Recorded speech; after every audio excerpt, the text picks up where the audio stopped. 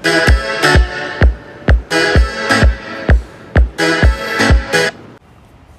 Hello guys, आज आपका स्वागत है हमारे ब्यूटीफुल से चैनल अल्फा जेई पर। सो गाइस, इस चैनल पे हम आपको उस हर चैप्टर का रिवीजन कराएंगे जो कि जनवरी फर्स्ट अटेम्प्ट में आने वाला है।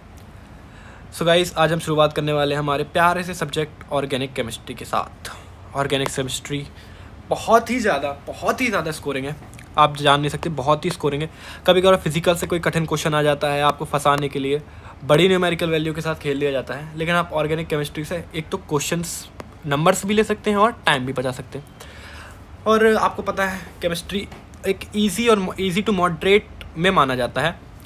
सो हम ऑर्गेनिक केमिस्ट्री को तो ध्यान से ही पढ़ेंगे और बाकी सब्जेक्ट भी ध्यान से पढ़ेंगे। सो गाइस, ऑर्गेनिक केमिस्ट्री हम चालू करते हैं। आज हमारा पहला चैप्टर है IUPAC नेमिंग। IUPAC नेमिंग नाम की नेमिंग है, बाकी इसमें सब कुछ, इसमें नेमिंग के अलावा भी बहुत कुछ है, ठीक है। जैसे ड्यू वगैरह हो गया, वो अपन अभी देखेंगे निकालना। सो जिसको भी अपने ऊपर कॉन्फिडेंस है, लोग कहते हैं ना IUPAC यार मुझे आता है, क्या ही पढ़ेंगे यार IUPAC को यार, भले ही आपको +4 दिलाने वाला है, +4 या +8, लेकिन लोग कहते हैं यार आता है यार, क्यों पढ़ें यार। सो जिसको भी ऐसा लगता है कि उसको ये चैप्टर आता है, वो एक बार ये वाला क्वेश्चंस करे। अगर आपको ज़रा सा भी कन्फ्यूज़न हो रहा है तो इसका मतलब कहीं ना कहीं तो गलती है, सो हम चालू करने वाले हैं हमारा पहला चैप्टर IUPAC। सो गाइस, अब अपन आगे चलते हैं हमारे चैप्टर की तरफ। सो ये बताइए, अभी आप सभी लोगों ने ट्राई कर ही लिया होगा वाला क्वेश्चन, तो जिससे भी नहीं बना और जिससे बन गया वेरी गुड, और जिससे नहीं बना तो कुछ ना कुछ कमी तो है भाई, हमें सुधारनी पड़ेगी अभी आगे जाकर, ठीक है। क्योंकि वो भी एक आया हुआ क्वेश्चन है, भले ही वो एडवांस में आया हुआ क्वेश्चन है, लेकिन आया हुआ क्वेश्चन है एक, तो हमें करना तो पड़ेगा ये IUPAC। चलो तो हम चैप्टर की शुरुआत करते हैं। सबसे पहले हम देखते हैं हाइड्रोकार्बन होता क्या है। हमें नामकरण तो करना है, हमें ये भी तो जानना चाहिए किसका करना है। हमें नामकरण करना है यहाँ पर हाइड्रोकार्बन और उसके डेरिवेटिव्स का। तो सबसे पहले हम लगाते हैं पता है यह हाइड्रोकार्बन्स किस चीज़ की बला है। तो हाइड्रोकार्बन्स हम नाम से उठाते हैं, हाइड्रोकार्बन यानी हाइड्रो और कार्बन, यानी कि हाइड्रोकार्बन यानी कि हाइड्रो मतलब हाइड्रोजन, कार्बन मतलब कार्बन, तो मतलब हाइड्रोजन प्लस कार्बन, तो हम इसको कहते हैं हाइड्रोकार्बन, ठीक है, समझ गए। उसके डेरिवेटिव्स मतलब हाइड्रोजन को मान लो तुम बॉयफ्रेंड, कार्बन को मान लो गर्लफ्रेंड। अगर इनके बीच में कोई एक बेस्ट फ्रेंड आ गया तो मतलब अदर एलिमेंट आ गया तो क्या होगा, इनका रिश्ता चेंज हो जाएगा। या इसका मतलब इनका केमिस्ट्री में तो भाई नाम चेंज होगा ना, रिश्ता थोड़ी। तो इसको अपनी रियल लाइफ से रिलेट करते हैं तो इसका नाम चेंज हो जाएगा, ठीक है। हम देखते हैं फिर रिप्रेजेंटेशन, हमारा अगला टॉपिक है रिप्रेजेंटेशन ऑर्गेनिक कंपाउंड। देखो मॉलिक्यूल्स हम इसके नाम से उठाते हैं। मॉलिक्यूल्स मतलब मॉलिक्यूलर फार्मूला यानी कि मॉलिक्यूल्स, देखो मॉलिक्यूल सारा, हम किसी ऑर्गेनिक कंपाउंड को एक मॉलिक्यूल के तरीके से लिख दें, मतलब जैसे ऑक्सीजन को O2 लिखा जाता है, N2 लिखा जाता है, ऐसे लिखा जाता है। सो हम किसी कंपाउंड को ऐसे लिख दें, किसी कंपाउंड को हम लिख दें एक मॉलिक्यूल की तरह, यानी कि जैसे C4H10O1 या फिर O1, ऐसे करके हम किसी कंपाउंड को लिख दें तो वो मॉलिक्यूलर फार्मूले के अंदर आ जाता है। अब मतलब हम इसमें कोई भी बॉन्ड नहीं दिखाते हैं। अब स्ट्रक्चर फार्मूले में क्या होता है, स्ट्रक्चर फार्मूले में भाई इसको पूरा खुल के लिखना पड़ता है। इसका मतलब जैसे अपन ने लिखा था ना, जैसे CH3H8, तो हमें पूरा दिखाना पड़ेगा 1 2 3 1 2 3, वैलेंसी पूरी करो 1 2 3, यहाँ हाइड्रोजन लिखना पड़ेगा। आप हाइड्रोजन जैसे ही भरोगे वैसे ही ये संख्या जो 8 दिखाई दे रही है ना वो कंप्लीट हो जाएगी। इसका मतलब 8 हाइड्रोजन आप भर चुके होगे। कंडेंस फार्मूला क्या होता है कि हम बड़े से कंपाउंड को मतलब कार्बन के साथ जितने लोग जुड़े हुए हैं हम उनको सिग्निफाई करके लिखें। जैसे कि अपन लिखते हैं 1 2 3 4, 1 2 3, स्ट्रक्चर फार्मूला लिख रहे हैं अभी हम 1 2 3 4, ठीक है। अब अपन को ये एक कंडेंस फार्मूला में लिखना है। कंडेंस फार्मूला लिखने के लिए क्या करेंगे अपन, हर एक कार्बन में हाइड्रोजन को सिग्निफाई करेंगे। जैसे पहले वाले कार्बन में 3 जुड़े हुए हैं, दूसरे वाले में 2 जुड़े हुए हैं, तीसरे वाले में हमारे 2 जुड़े हुए हैं और लास्ट वाले में 3 जुड़े हुए हैं। तो ये हो गया इसका कंडेंस फार्मूला। कंडेंस मतलब उस पूरे स्ट्रक्चर फार्मूला खुला हुआ है उसको हमने कंडेंस करके लिख दिया, तो हम उसको कंडेंस फार्मूला करने लगेंगे।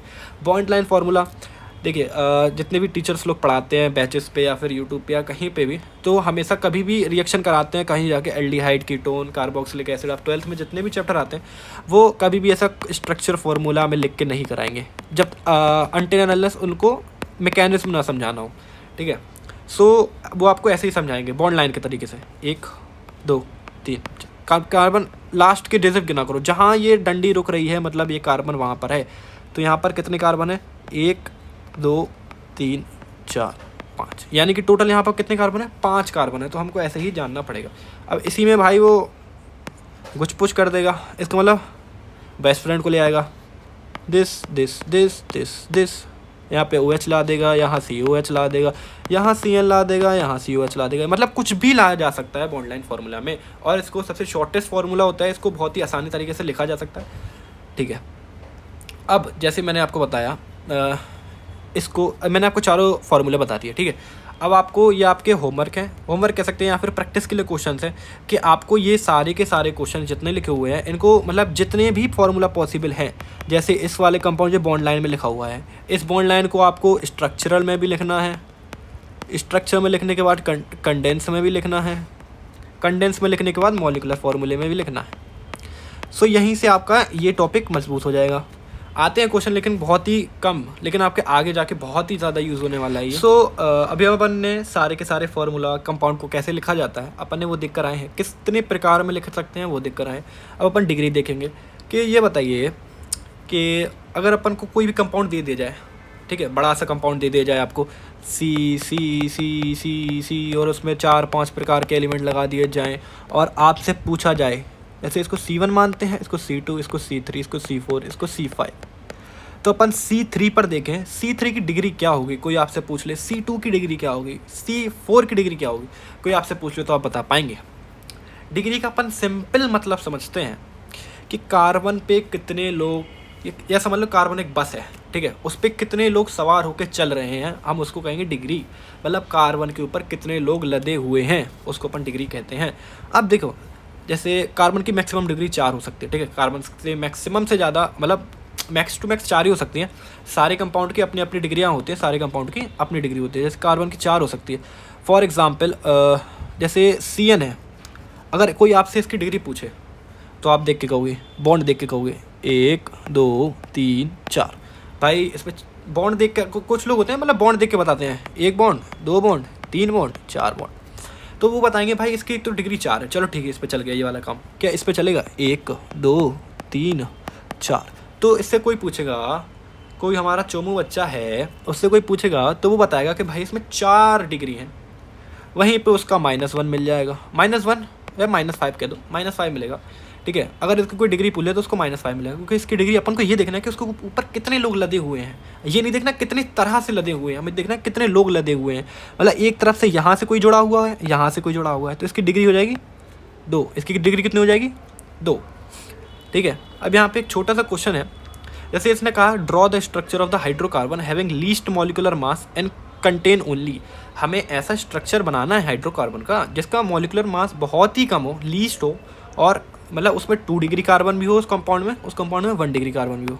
आप यहाँ पे साइक्लिक भी बना सकते हो, अगर साइक्लिक नहीं बनाना तो आप ऐसे ही सिंपल भी बना सकते हो, जैसे 1 और 2 डिग्री दोनों होने चाहिए। तो हमने सबसे पहले हमें बड़ा डिग्री वाला बनाना है, ठीक है। इस वाले से क्वेश्चन आए तो हमने बड़ा डिग्री वाला बनाया, एक इसके अगल बगल 2 लगा दिए, तो ये 2 डिग्री कार्बन बन गया। हमने इसकी वैलेंसी फिल कर दी, हमने इसकी वैलेंसी फिल कर दी, ठीक है। तो अब यहाँ पर देखो, जब जैसे ही अपन ने 2 डिग्री बनाया, यहाँ पर ये अगल बगल कौन को हमें कार्बन लगाने पड़े, जो अगल बगल कार्बन लगाए हैं ये कैसे कार्बन है, ये हो गए हमारे 1 डिग्री कार्बन।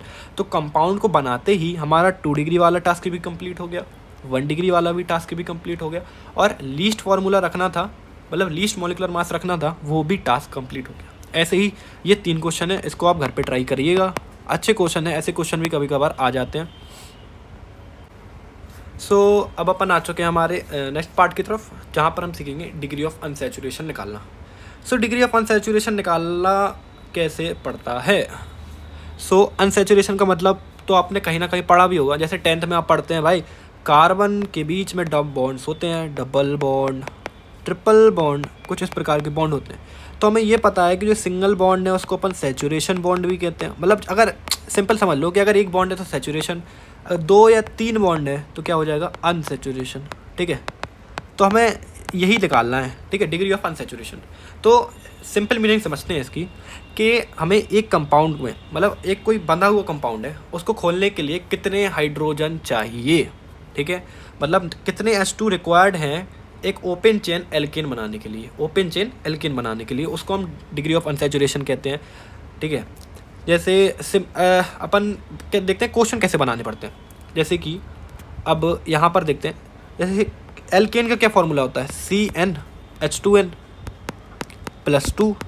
अपन को उठाना है कि एक कार्बन बनाने के लिए हमें कितने हाइड्रोजन की ज़रूरत है। एल्केन बनाने के लिए, एल्केन में एक कार्बन बनाने के लिए डबल हाइड्रोजन की, उससे डबल हाइड्रोजन की +2, उससे डबल हाइड्रोजन +2, इतने हाइड्रोजन की ज़रूरत है हमें एक ओपन चेन एल्केन बनाने के लिए। जैसे कि इसका फॉर्मूला होता है, आपने फॉर्मूला कहीं ना कहीं पढ़ा होगा शायद, x + y - y/x + y/2, ऐसा कुछ होता है, ठीक है। वैसे मैं फॉर्मूला याद नहीं कर रहा था, मतलब मैं करता भी नहीं हूँ ना आप लोग करो, क्योंकि ये फॉर्मूला याद भी नहीं आएगा आपको उस समय, ठीक है। सो अपन निकालते हैं इसको एक बेसिक मेथड से, ठीक है। जैसे कि C10H8, ठीक है। C10H8 अपन ने क्या देखा कि कार्बन 10 है, 10 कार्बन बनाने के लिए हाइड्रोजन की कितनी हाइड्रोजन की ज़रूरत पड़ेगी, उससे डबल +2, यानी कि 10 कार्बन, मतलब 10 कार्बन का एल्केन बनाने के लिए उससे डबल हाइड्रोजन, यानी 10 × 2 +2 हाइड्रोजन, यानी कि हमें 22 हाइड्रोजन की ज़रूरत पड़ेगी। कितने हाइड्रोजन की ज़रूरत पड़ेगी, 22 हाइड्रोजन की। यहाँ पर प्रेजेंट कितने हैं, 8 प्रेजेंट है। फिर अपन को चाहिए कितने हैं, मतलब अपन को और कितने लगेंगे एल्केन बनाने के लिए, 22 - 8 कितने लगेंगे, 14H लगेंगे। मतलब 1 डिग्री ऑफ अनसैचुरेशन कितने हाइड्रोजन के बराबर होता है, 2 हाइड्रोजन के बराबर होता है। इसका मतलब हमें कितने हाइड्रोजन चाहिए होंगे, 14/2, मतलब इसकी ड्यू कितनी हो जाएगी, 7। सिंपल समझो, ठीक है। अब अपन एक और 2 क्वेश्चन और करते हैं, बाकी आप ये करिएगा। सो ये बताइए, 3 कार्बन है, हमें एल्केन बनाने के लिए कितने कार्बन की ज़रूरत होती है, मतलब कितने हाइड्रोजन की ज़रूरत होती है। मतलब अगर 3 कार्बन है, उससे दुगने +2, यानी कि 3 + 2 6 + 2 8 हाइड्रोजन की ज़रूरत होगी। तो इसमें ड्यू कितनी हो जाएगी, 0।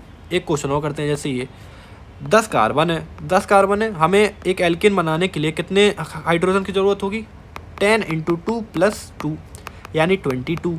हमें 22 की ज़रूरत होगी। परसेंट कितने हैं यहाँ पर, 10 परसेंट है। तो बचे कितने, अभी अपन को रिक्वायर कितने हैं, H2 हमें रिक्वायर है 12। अब ड्यू निकालना है, ड्यू एक ड्यू में 2 हाइड्रोजन होते हैं, तो 12/2 यानी कि 6, ड्यू कितनी आ जाएगी, 6 ड्यू आ जाएगी। तो हम यहाँ पर आंसर कितने लिख देंगे, डिग्री ऑफ अनसैचुरेशन 6, ठीक है। सो अभी अपन ने पढ़ा ड्यू कैसे निकालते हैं किसी डबल बॉन्डेड कंपाउंड में, या फिर कोई का अगर अपन को दे दिया कोई C8H10, ठीक है, ऐसे कंपाउंड दे दिया तो अपन कैसे निकालते हैं ड्यू। लेकिन अभी आपने सोचा कि इसी वाले कंपाउंड में C7H14, इसी वाले कंपाउंड में वो आपको 2 Cl जोड़ दे, वो आपको नाइट्रो ग्रुप जोड़ दे, वो आपको और कौन से ग्रुप जोड़ सकते हैं, ऑक्सीजन, नाइट्रोजन, हाँ और भी ग्रुप जोड़ सकते हैं। या फिर आपके सामने कभी एक रिंग आ जाए जिसके अंदर डबल बॉन्डेड हो, बेंजीन आ जाए, या फिर एक साइक्लिक ही रिंग आ जाए, तो इसकी ड्यू कैसे निकालोगे। सो इसकी ड्यू भी निकालना बहुत ही ज़्यादा आसान होता है, वो लोग बता देते हैं आपको। जैसे अगर इसमें मतलब बॉन्ड गिन लो, सीधा वो लोग कहते हैं कि ये आपने बेंजीन बनाने के 1 2 3। सो गाइस, अभी अपन ने पढ़ा सिंपल कंपाउंड में ड्यू कैसे निकाली जाती है। सो अभी आपने ये भी सोचा होगा, आपके दिमाग में एक ख्याल भी आया होगा कि अगर हाइड्रोजन को हटाकर कोई और कंपाउंड लगा दिया जाए, यानी कि अगर C3H8 लिखा हुआ था वहाँ पर, अगर C3H7 एक Cl लगा दिया जाए, C3H6ClO लगा दिया जाए, H3C6ClO2 लगा दिया जाए, तो फिर हम इसकी ड्यू कैसे निकालेंगे। या फिर किसी बेंजीन की ड्यू कैसे निकालेंगे, या फिर किसी साइक्लिक कंपाउंड की ड्यू कैसे निकालेंगे, ठीक है। सो इसका मतलब सिंपल मेथड्स भी होता है ना। साइक्लिक कंपाउंड बनाया है, साइक्लिक कंपाउंड की ड्यू 1 मान लो, ठीक है। बेंजीन बनाई है, कितने 1 2 3 4, 1 2 3 ड्यू हो गई हमारे डबल बॉन्ड की, एक हमने रिंग की मानी तो 4 ड्यू हो गई। ऐसे भी आसानी से करा जा सकता है, गिना जा सकता है, लेकिन हम आपको एक मेथड इसका मतलब बनता कैसे है ये थोड़ा आपको बताने वाले हैं, ठीक है। जैसे ड्यू हम निकालेंगे पाई बॉन्ड के लिए। सो अभी आपको बताया कि एक हम डबल बॉन्ड की ड्यू कितनी मानते हैं, 1। बेंजीन की कितनी मानेंगे, मतलब उसमें कितनी हो जाएगी, 3 डबल बॉन्ड और 1 रिंग की, यानी 4। तो लेकिन हम डबल बॉन्ड की एक ड्यू मानते ही क्यों हैं, कभी ये भी तो सोचा होगा आपने। सो अभी देखते हैं, देखो एक सिंपल एल्केन है, समझ लो सिंपल एल्केन है, उसको एल्कीन में जाना है, मतलब CH2 डबल बॉन्ड CH2, अब उसको बेंजीन में मतलब एल्कीन में जाना है तो उसको क्या करना पड़ेगा, उसको करने पड़ेंगे 2 हाइड्रोजन लूज़। अगर वो 2 हाइड्रोजन लूज़ कर देगा तो यानी कि 1 ड्यू हो जाएगी, क्योंकि 1 due is equal to 1 due is equal to 2 hydrogen. ठीक है, तो आज के बाद आपसे कभी पूछे कि एक पाई बॉन्ड यानी पाई बॉन्ड की ड्यू 1 क्यों होती है, तो उसको एक सिंपल सी रिएक्शन करके बता दीजिएगा। ठीक है, और एक रिंग की ड्यू, तो अगर अपन कोई ऐसा कंपाउंड ले लें, हम ये बताओ साइक्लिक कंपाउंड की हम ड्यू 1 क्यों मानते हैं। हम कोई एक ऐसा कंपाउंड ले लें और इस वाले कार्बन से फर्स्ट कार्बन और ये हो गया सेकंड कार्बन, इस दोनों कार्बन से एक एक हाइड्रोजन लूज़ करा दें और इन दोनों को साथ में जोड़ दें इस प्रकार। ठीक है, तो ये एक साइक्लिक कंपाउंड बन जाएगा। ठीक है, और इससे 2 हाइड्रोजन लूज़ हुए हैं, इसलिए हम इसकी ड्यू 1 मान लेते हैं। ठीक है, तो हमने अभी देखी। अब जैसे एग्जांपल ले लेते हैं फिनाइल को। फिनाइल में ड्यू कितनी हो सकती है, 1 2 3 और ये पूरा फिनाइल का ही ग्रुप, तो ड्यू कितनी हो जाएगी 4। ठीक है, अब ये आपके होमवर्क क्वेश्चन हैं, इन क्वेश्चनों को ट्राई करिएगा। ये वाले बढ़िया क्वेश्चन हैं। जब आप इन क्वेश्चन को कुछ कंपाउंड आप खुद से बनाइए, जैसे कि ये कंपाउंड हो गया OH। ठीक है, ये हो गया COOH। इनकी आप ड्यू खुद निकाल कर देखिए आपसे निकलती है कि नहीं निकलती है। आप सारे फंक्शनल ग्रुप की ड्यू खुद ही निकाल सकते हैं आराम से। अब बाकी अब अपन आते हैं हेट्रो एटम पर। हेट्रो एटम क्या होता है, हेट्रो मतलब अलग अलग एटम्स की हम ड्यू कैसे निकाल सकते हैं। अभी आपने बेंजीन रिंग की मतलब एक सिंगल रिंग की बना ली जिसके अंदर बॉन्ड भी हैं और बॉन्ड नहीं भी हों तब भी उसको ड्यू बता दोगे आप एक सिंपल कंपाउंड की ड्यू भी बता दोगे CH18। ठीक है, अगर इस कंपाउंड में हमने कोई अलग एलिमेंट रख दिया जैसे कि C16 और H मतलब समथिंग कुछ रख दिया और Cl रख दिया, NO2 रख दिया, ऐसा कंपाउंड रख दिया, तो इसकी ड्यू कितनी हो जाएगी अपन अब वो सीखने वाले हैं। तो ये बताओ, जैसे ये कंपाउंड है। ठीक है, ये कार्बन है, ये 4 वैलेंसी है इसकी, 2 वैलेंसी कैसे खाली होगी, हाइड्रोजन से जुड़े हुए होंगे। तो अगर अपन इसमें ऑक्सीजन जोड़ देंगे तो ऑक्सीजन कहाँ आके जुड़ेगा, इस हाइड्रोजन के बीच में आके जुड़ जाएगा। ठीक है, तो हमने देखा एक ऑक्सीजन के जुड़ने से ड्यू पे ना हाइड्रोजन निकला ना हाइड्रोजन आया, तो ड्यू इसकी कितनी हो जाएगी 0। और मतलब अगर किसी एलिमेंट में C6H15 और O2 ऐसा लिखा हुआ है तो इस ऑक्सीजन को आप निगलेक्ट कर दो, आप सीधे ड्यू बताओ C6H15 की कितनी ड्यू है, आप तो सीधे इसकी ड्यू बता दो, ये आपका आंसर हो जाएगा। अपन नेक्स्ट कंपाउंड पर आते हैं। जैसे आप कोई हेलोजन जोड़ दिया जाए, यहाँ पर आपके 2 हाइड्रोजन की खाली है, मतलब कार्बन की 2 वैलेंसी खाली है जिसमें 2 हाइड्रोजन जुड़े हुए हैं। हमने देखा हम Cl लगाना चाहते हैं, हेलोजन लगाना चाहते हैं। हेलोजन लगाने के लिए हमें इस कंपाउंड से हाइड्रोजन को अलग करना पड़ेगा। क्या करना पड़ेगा, हटाना पड़ेगा। तो हम यहाँ पर एक Cl लगा देंगे। अब Cl लगाने के बाद हमें किस चीज़ की कमी पड़ गई, हाइड्रोजन की। तो इसकी मतलब अगर कहीं भी Cl लिखा होगा तो आप उसको ट्रीट करोगे +1 हाइड्रोजन की तरह। मतलब अगर C6H12 Cl2 लिखा हुआ है तो आप इसको ट्रीट कैसे करोगे, C6H12 H14H। मतलब इसको आप 2 Cl को 2 H की तरह कंसीडर करोगे ड्यू निकालने के लिए और इस पर जोड़ दोगे, तो आप इसकी जितनी ड्यू निकालोगे वही इस कंपाउंड की ड्यू आएगी। ठीक है, अब अपन देखते हैं अगर ड्यूटेरियम आयन लगा हुआ है या फिर ट्रिटियम आयन लगा हुआ है तो उसकी ड्यू कैसे निकालेंगे। तो वही सिंपल फंडा है, हाइड्रोजन निकाल दो, ड्यूटेरियम जोड़ दो, तो उसकी ड्यू कितनी हो जाएगी, प्लस H की तरह हम उसको ट्रीट करेंगे। अब आते हैं हमारे खेल पे, नाइट्रोजन से खेलेंगे अब यहाँ पर देखिए, हम यहाँ नाइट्रोजन को लगाना चाहते हैं तो ऑक्सीजन आया इस वाले कंपाउंड पे, तो चुप्पे से इसके बीच में चला गया, अपनी वैलेंसी पूरी कर गया। ठीक है, ऑक्सीजन आया इस वाले कंपाउंड पे और अपनी चुप्पे से आया, वैलेंसी पूरी कर गया। लेकिन अगर नाइट्रोजन को हम ऐसे ही लगाएं, तो नाइट्रोजन बुरा मान जाएगा। क्यों, क्योंकि नाइट्रोजन की वैलेंसी पूरी नहीं है। क्योंकि नाइट्रोजन की वैलेंसी पूरी नहीं है। तो नाइट्रोजन की पूरी वैलेंसी पूरी करने के लिए हमें किस चीज़ की ज़रूरत पड़ी, हमें एक हाइड्रोजन एक्स्ट्रा लगाना पड़ा, तो जिससे इसकी ड्यू पर हम एक हाइड्रोजन को घटा दिया करेंगे। कभी भी अगर इसकी ड्यू निकालनी हुई नाइट्रोजन वाले की तो हम उसको -H की तरह क्या करेंगे, सोचेंगे कि भाई ये -H लगा हुआ है। जैसे C6H5NH2, तो नाइट्रोजन को -1H की तरह ट्रीट करेंगे, तो ये क्या लिखा हुआ है, C6H5, 2 H एक हटा दोगे तो H1, मतलब C6H6 ये लिखा हुआ है। ठीक है, हम इसकी अब C6H6 की ड्यू निकाल लेंगे। C6H6 को अपन क्या पढ़ते हैं, बेंजीन की ड्यू होती है 4, तो इसकी ड्यू हो जाएगी 4। बस सिंपल सा क्वेश्चन है। आपको ऐसे ही निकालना है, ठीक है। अब अपन देखेंगे how to find bond in ring structure, कि मतलब आपको ड्यू निकालना है। ड्यू निकालने के लिए आपको ये भी तो पता होना चाहिए किसी रिंग स्ट्रक्चर में कितने डबल बॉन्ड है। तो रिंग तो आप देख के बता दो कि जैसे इस वाले कंपाउंड में 1 2 रिंग है, तो 2 ड्यू तो आपने ऐसे निकाल ली। अब अंदर की ड्यू निकालनी है, आपको गोला बना के दे दिया, आप कैसे निकालोगे कि भाई कितने डबल बॉन्ड लगे हुए होंगे अंदर। तो हम इसके लिए सिंपल सा एक 2 स्टेप में अपन इसकी ड्यू निकाल लेंगे, मतलब इसमें कितने डबल बॉन्ड है वो निकाल लेंगे। मतलब कि पहले हमें इस स्टेप का ये करना है कि पाई बॉन्ड निकालना है। हमें क्या निकालना है, नंबर ऑफ़ पाई बॉन्ड गिनो, मतलब यहाँ पर कार्बन गिनो, मतलब हमें नंबर ऑफ़ पाई बॉन्ड निकाल लिया तो उसकी ड्यू निकल आएगी। तो पाई बॉन्ड निकालने के लिए हमें सबसे पहले क्या करना पड़ेगा, कार्बन निकालने पड़ेंगे। तो कार्बन गिनते हैं, 1 2 3 4 5 6 7 8 9 10 कार्बन है, ठीक है। एक पाई बॉन्ड बनने के लिए 2 कार्बन का यूज़ होता है। तो 10 कार्बन का यूज़ कब होगा, जब हमारे 5 पाई बॉन्ड बनने वाले होंगे। तो इसकी ड्यू कितनी हो जाएगी, 5 डबल बॉन्ड वाली ड्यू, ठीक है। और इसमें रिंग की ड्यू और जोड़ देना तो 2, तो 7 हो जाएगी। तो ये सिंपल सादा सा हमारा एक छोटा सा क्वेश्चन बन के तैयार हो गया। ये 2 क्वेश्चन आपके होमवर्क के लिए है। ये बहुत ही खुश हो रहा है क्योंकि क्वेश्चन अच्छे हैं ना, ये आप ट्राई करोगे तो आपको भी दिमाग लगेगा सोचने में। दिमाग तो नहीं, आपको सीधा जोड़ना है, 1 2 3 ऐसे गिनना। टाइम मतलब टाइम कंज्यूमिंग क्वेश्चन है। ऑर्गेनिक के क्वेश्चन होते हैं, मतलब जो देखते ही टिक कर देते हो आप, ठीक है। अगर आपको आता है तो टिक कर दोगे, नहीं आता तो आप भाई रिएक्शन कर करके देखोगे, तो वो चांसेस होते हैं कि आपका क्वेश्चन गलत ही होना है। तो ये जब क्वेश्चन आते हैं ना, तो ये टाइम कंज्यूमिंग क्वेश्चन होते हैं। पहुँचे हैं इस चैप्टर के बीच पड़ाव पर, जहाँ इसकी बहुत ही ज़्यादा ज़रूरत पड़ेगी हमको जेईई मेंस में नंबर निकालने के लिए। इस चैप्टर की धड़कन, दिल, चाहे जो भी कह लो, वो सब है, ठीक है, वो सब है। फंक्शनल ग्रुप सबसे पहले हमें प्रायोरिटी याद होनी चाहिए, ठीक है। तो आप इतनी लंबी प्रायोरिटी तो याद करोगे नहीं, मुझे पता है। आपको 4 स्टेप में चलना पड़ेगा।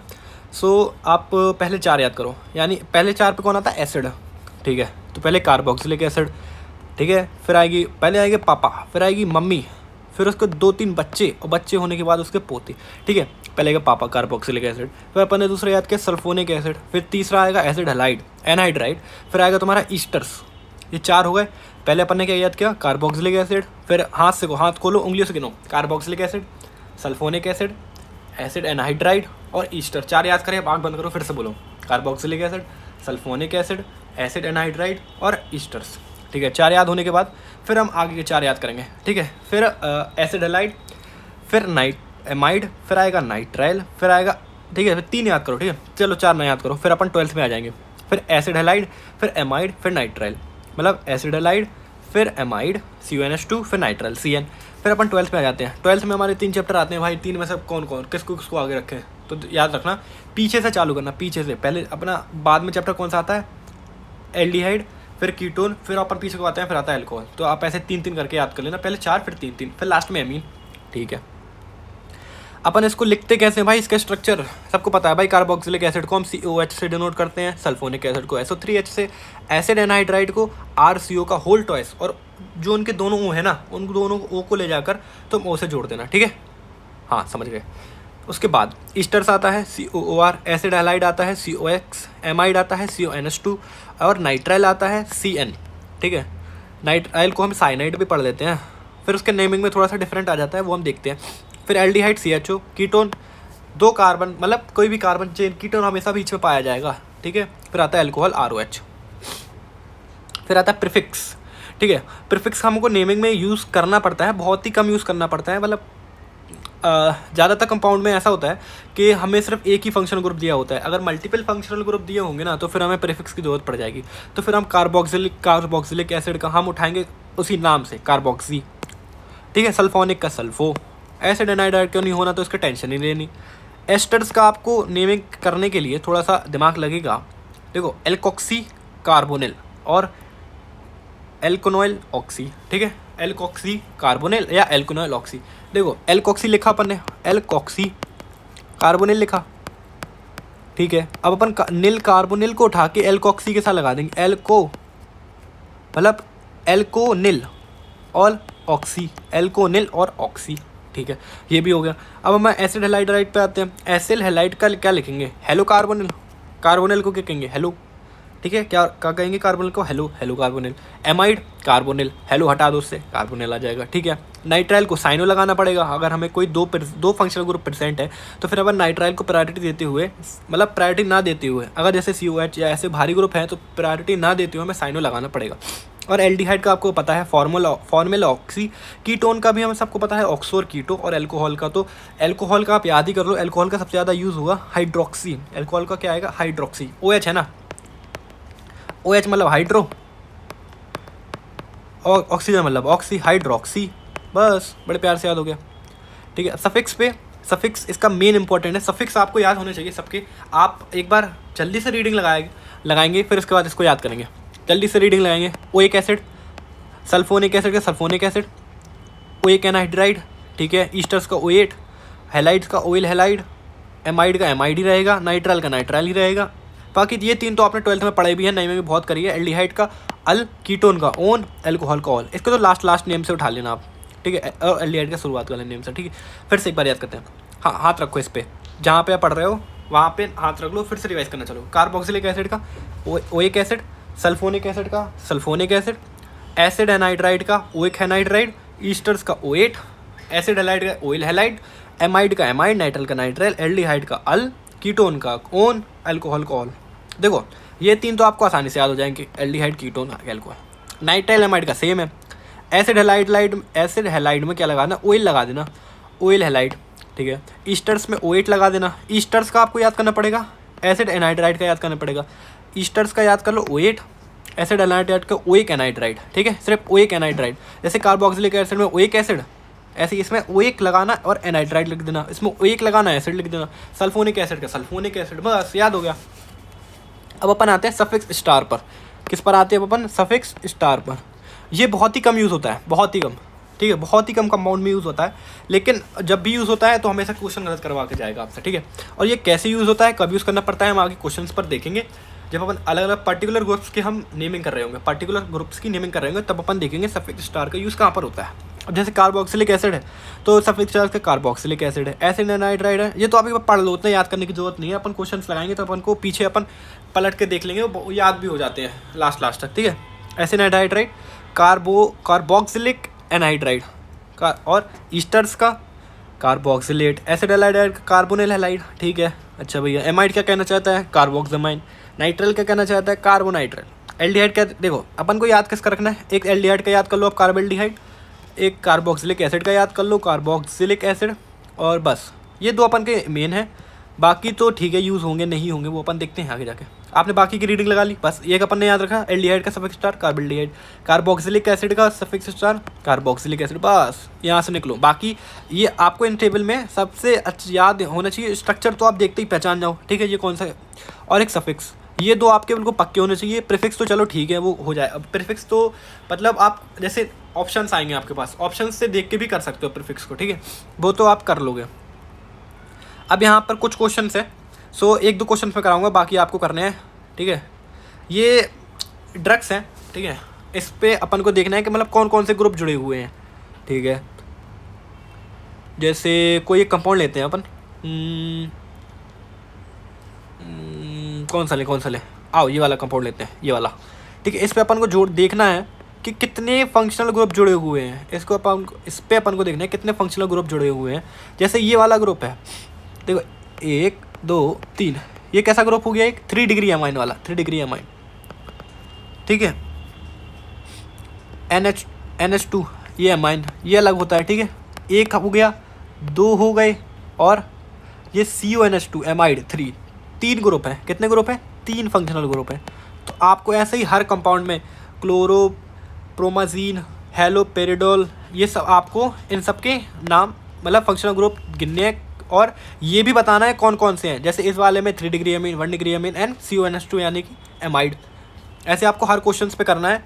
ये आप करोगे ना तो आप इन जो कंपाउंड है, बड़े बड़े कंपाउंड है, थोड़ा सा आप मतलब याद भी नहीं करना ना, इनको पढ़ना है, नाम तो पढ़ना ही नहीं, आपको याद ही नहीं करना, ठीक है। लेकिन आप देखो फैमिलियर हो जाओगे इन बड़े बड़े कंपाउंड से, तो आगे जाके आप जब ड्रग्स पढ़ोगे, पॉलीमर्स पढ़ोगे, तो आप देखोगे भाई इतने बड़े बड़े कंपाउंड है, तो आप डरोगे नहीं, ठीक है। एक बार इन सब में ढूंढना आप लोग फंक्शनल ग्रुप। अब अपन चलते हैं नेक्स्ट पार्ट की तरफ। सो हम अपना शुरू करते हैं नया टॉपिक, होमोलोगस सीरीज या होमोलोगस कंपाउंड। कौन से कंपाउंड होते हैं होमोलोगस? भाई जिनका जनरल फार्मूला, जिनका फंक्शनल ग्रुप मतलब सेम हो, जिन कंपाउंड का जनरल फार्मूला, जिन कंपाउंड का फंक्शनल ग्रुप सेम हो और केमिकल प्रॉपर्टी भी सेम रखता हो और कंस्टिट्यूटिव मेंबर में सिर्फ CH2 का फ़र्क हो, उसको हम कहेंगे होमोलोगस सीरीज। ठीक है, अब अपन देखते हैं, जैसे एक कंपाउंड है CH3NH2, CH3NH CH3, CH3N CH3 ठीक है, मतलब 1 degree 1 degree amine, 2 degree amine, 3 degree amine. तो ये बताओ ये होमोलोगस सीरीज़ में आएंगे कि नहीं आएंगे। ठीक है, अच्छा ठीक है, जनरल फार्मूला भी सेम है, अच्छा फंक्शनल ग्रुप भी सेम है, अच्छा केमिकल प्रॉपर्टी, ओ केमिकल प्रॉपर्टीज डिफरेंट हो जाएंगी इसके, हाँ तो ये नहीं आएगा भाई होमोलोगस सीरीज़ में। चलो ये पढ़ते हैं, ये आएगा क्या, अच्छा COOH3 CH3 COOCH3 COOCH3। तो ये बताओ ये वाला कंपाउंड हमारा कैसा है, ये वाला कंपाउंड हमारा क्या है, कीटोन है। अच्छा ठीक है, ये तो आ जाएगा। अपन इस वाले कंपाउंड में चलते हैं, ये वाला कंपाउंड आएगा कि नहीं आएगा। आप वीडियो पॉज करें और इस वाले क्वेश्चन का आंसर दें। ठीक है, इस वाले और इस वाले और इस वाले, क्या ये होमोलोगस सीरीज़ में आएगा, क्या इनके बीच में डिफरेंस CH2 का है। अच्छा ठीक है, देखते हैं, ये होमोलोगस सीरीज़ में नहीं है। चलो एक काम करते हैं ना, इसको आगे रख देते हैं, इसको पीछे उठा लाते हैं। ठीक है, इसको पीछे उठा लाते हैं और इसको यहाँ रख देते हैं। अब आप बता दो इसमें CH2 का डिफरेंस है और क्या ये रखते कि नहीं रखते। आप वीडियो पॉज करो, उसका आंसर बताओ। ठीक है, दे दिया। अब ये अगर आपने कहा यस, तो या तो आपको देखना, मतलब आप कंसंट्रेशन के साथ देख नहीं रहे हो। ठीक है, ये बताओ ये है तुम्हारा फिनॉल, ठीक है, ये है तुम्हारा एल्कोहल, ये तुम्हारा एल्कोहल, ये तो फंक्शनल ग्रुप ही अलग अलग हो गए ना यार। अब ये फंक्शनल ग्रुप ही अलग अलग हो गए, तो ये होमोलोगस सीरीज़ में आ ही नहीं सकते। चलो एक मौका और देते, चलो ये बताओ, ये वाला बताओ, पॉज करो बताओ। ठीक है, बता दिया। इसका आंसर क्या दोगे आप, इसका आंसर क्या दोगे। हाँ ठीक है, आपने आंसर यस दिया होगा, ये बिल्कुल ही यस है। ठीक है, इसका आंसर एक बार फिर से वीडियो पॉज करो, इसका बताओ। इसका आंसर बता दिया ना, तो फिर ठीक है, इस टॉपिक को बाइंड अप करके हम नेक्स्ट टॉपिक की तरफ चले जाएंगे। ठीक है, इस टॉपिक का वीडियो पॉज करें और इसका आंसर बताओ। ठीक है, बता दिया। अब इसका आंसर जिसने यस बोला है ना, जिसने यस बोला है, या तो उसको भाई डिफरेंस ही नहीं पता। ये है तुम्हारा वाटर H2O, ये तुम्हारा अल्कोहल, भाई इसमें डिफरेंस ही बहुत है ना, इसमें डिफरेंस ही बहुत है, तो ये तो होमोलोगस सीरीज़ में आएगा ही नहीं। चलो कोई नहीं, अब अगली बार आप हमेशा याद रखना कि आपको कंपाउंड देखना है, ये नहीं देखना आपके दिमाग में आपने 11 से पढ़ा हुआ है, 11th में हुआ अगर आप तो भी आपने ये पढ़ा हुआ है, 10th में भी होमोलोगस सीरीज़ पढ़ाई जाती है, तो आपने क्या पढ़ा है। अच्छा ठीक है, डिफरेंस देखा, अच्छा इसके और इसके बीच में कितने CH2 का डिफरेंस है, इसमें और इसमें CH2 का डिफरेंस है। अच्छा ठीक है, चलो ये होमोलोगस सीरीज़ में आएगा, टिक करा, यस में टिक करा, आगे बढ़ गए। ठीक है, इसमें से अगर आपको ये 5 क्वेश्चन दिए जाते और आपको लिखे जाता हाउ मतलब which of the following are in the homologous series, ठीक है, तो आप 2 या 3 या 4, 2 या 3 लिख कर आते। ठीक है, जो कि नहीं होता, एक तो ये नहीं है, एक तो ये नहीं है, एक तो ये नहीं है। ठीक है, 3 नहीं है, 2 हैं, तो ये आपका आंसर गलत होता। आपको होमोलोगस सीरीज़ में सबसे पहले देखना है कंपाउंड कौन कौन से दिए हैं। ठीक है, आप होमोलोगस सीरीज़ का आंसर भी करेक्ट कर दोगे। चलो हम नेक्स्ट टॉपिक की तरफ बढ़ते हैं कि ये बताओ आपको कोई कंपाउंड देता है, ठीक है, और कहता है उसका भाई जनरल फार्मूला लिख के दिखाओ। ठीक है, तो आप भाई रट लेते हो। अच्छा ठीक है, समझे, आप क्या करते हो कि एमाइड का पूछा है उसने, एमाइड का यार हमने याद तो किया था, CnH2n+1O1N1। अच्छा ये होता है, तो आप ऐसे करते हो, लेकिन आपको रटना नहीं है, आप ऑन द स्पॉट निकाल सकते हो। ठीक है, ये आप ड्यू करके निकाल सकते हो। जैसे कि ये वाला कंपाउंड लेते हैं हम, C+O यहाँ पर। ठीक है, ये कंपाउंड लिया, तो सबसे पहले हमें इसकी ड्यू तोड़नी है। अगर जैसे हम इसके बीच का बॉन्ड तोड़ दें, कोई डबल बॉन्ड हो उसको तोड़ दो, इसके बीच का डबल, इसका मतलब अगर देखो इसका फॉर्मूला क्या होना चाहिए एल्केन में, CnH2n+2। बताओ, अगर अपन इसके बीच में तोड़ते हैं तो हमें क्या करना पड़ेगा, इस पे एक हाइड्रोजन देना पड़ेगा, इसको एक हाइड्रोजन देना पड़ेगा। भाई साहब 2 हाइड्रोजन की लंका लग जाएगी, 2 हाइड्रोजन की क्या लग जाएगी, लंका, तो मतलब बलि चढ़ जाएगी, तो एक ड्यू की बलि चढ़ जाएगी, यानी कि CnH2n 2 हमें देने पड़े, यानी -2, और O कितने हैं यहाँ पे, 1 2, O पे तो कोई हो जाएगी, तो CnH2nO2 ये हमारा हो जाएगा आंसर। आप ऐसे ही सबके साथ भी कर सकते हो, आप किसी का भी जनरल फार्मूला निकाल सकते हो, किसी का भी, यहाँ पे जितने कंपाउंड दिए हैं आप सबका निकाल सकते हो। एक और करके दिखा दिया है, एक ये एक ये, बाकी इसका थर्ड का, फोर्थ का, फिफ्थ का, सिक्स्थ का, सेवन्थ का, आप सबके आंसर यहाँ पे आप आराम से निकाल सकते हो। आप ड्यू के हिसाब से खेलना। जैसे इसमें इसको तोड़ दो, Cl की मैंने आपको बताई है, Cl को आप कैसे ट्रीट करोगे, एज अ हाइड्रोजन ट्रीट करोगे, ठीक है बस। तो यहाँ पर Cl को एज हाइड्रोजन ट्रीट करोगे तो उसकी ड्यू ना आएगी ना जाएगी, सेम ही रहेगी भाई, बस। अपन अब चलते हैं हमारे नेक्स्ट टॉपिक की तरफ, ऑर्गेनिक कंपाउंड्स। अब अपन चलते हैं अपने नेक्स्ट टॉपिक की तरफ, जो है ऑर्गेनिक कंपाउंड्स। ऑर्गेनिक कंपाउंड्स को दो में, मतलब दो क्लासेस में क्लासीफाई करा जा सकता है। सो एक होता है ओपन चेन, एक होता है क्लोज चेन।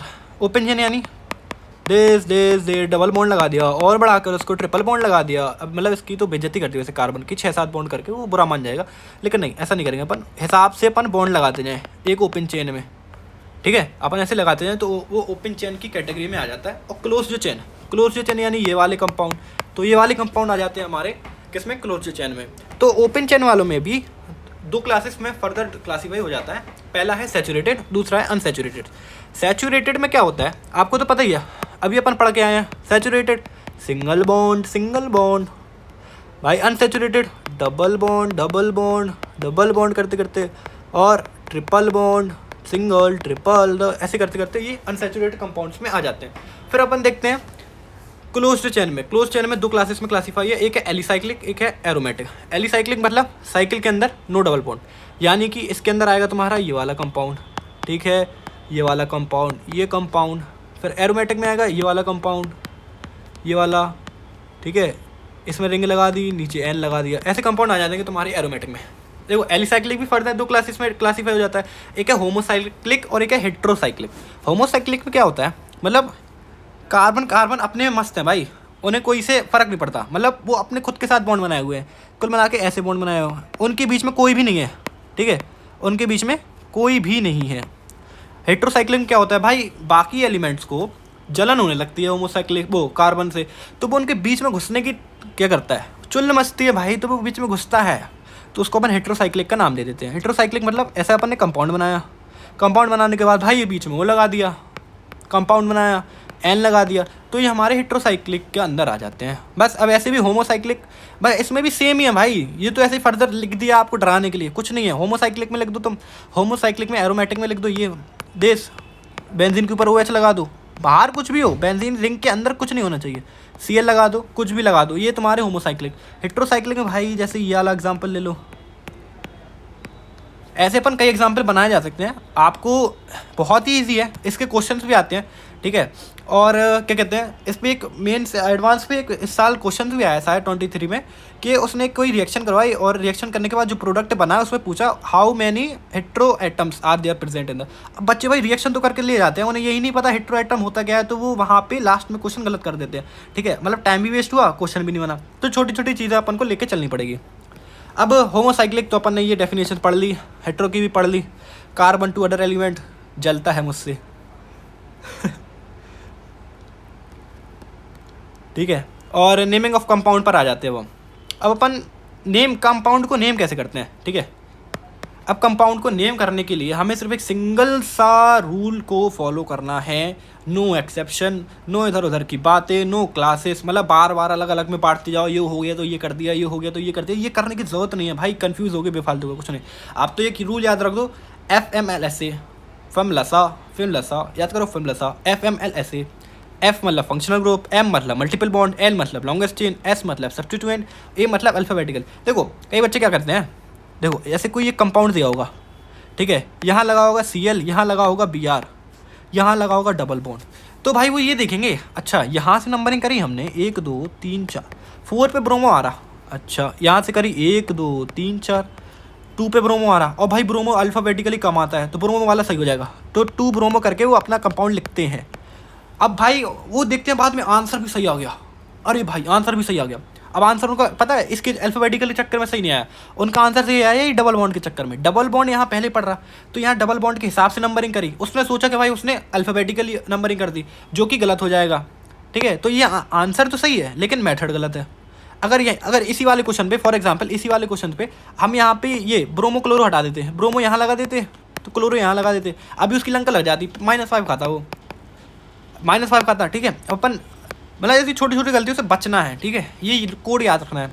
अब नंबरिंग ऑफ कार्बन चेन को हम नंबर कैसे करते हैं, देखो सबसे पहले हमें देखना है फंक्शनल ग्रुप। अच्छा यहाँ जितने भी कंपाउंड दिए हैं उनमें कोई फंक्शनल ग्रुप नहीं है, ठीक है, तो उसमें मल्टीपल्स बॉन्ड है, तो हम क्या देखेंगे, मल्टीपल बॉन्ड। फंक्शनल ग्रुप को मारो गोली, हम देखेंगे मल्टीपल बॉन्ड। अच्छा, अब यहाँ से नंबरिंग करने पे एक देखो फ़ायदा मिल रहा, 1 2 3 4 5 6 7 8, 1 2 3 4 5 6 7 8। बताओ कहाँ से करोगे, राइट टू लेफ़्ट कि लेफ़्ट टू राइट?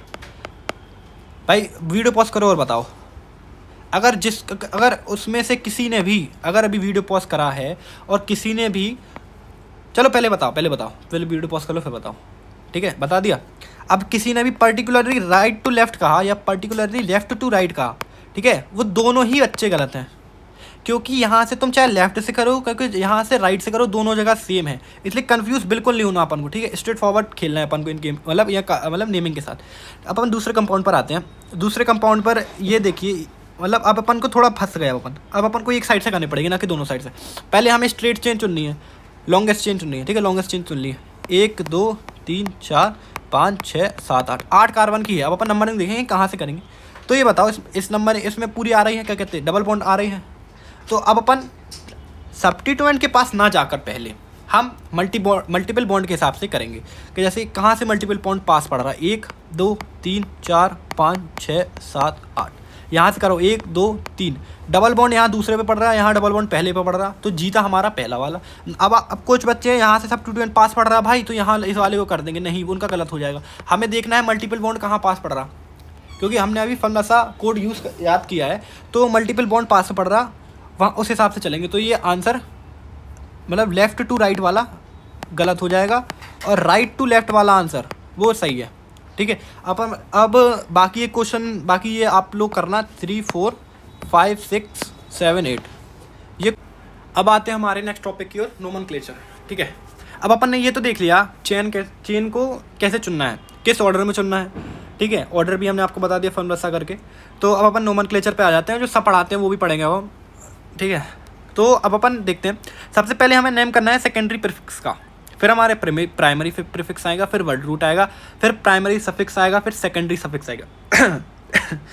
देखो सेकेंडरी प्रीफिक्स में हमें क्या करना पड़ता है, नेम करना पड़ता है सब्स्टिट्यूएंट्स का, या साइड चेन पे जो हमारे भाई अगल बगल के, मतलब चेन चुनने के बाद जो हमारे अगल बगल के वो रह गए हैं ना लोग। एक हमने घर चुन लिया, घर चुनने के बाद अगल बगल के रोड हैं, अब अपन ने उन रोड की नेमिंग करनी है, उसको हम कहेंगे सेकेंडरी प्रीफिक्स।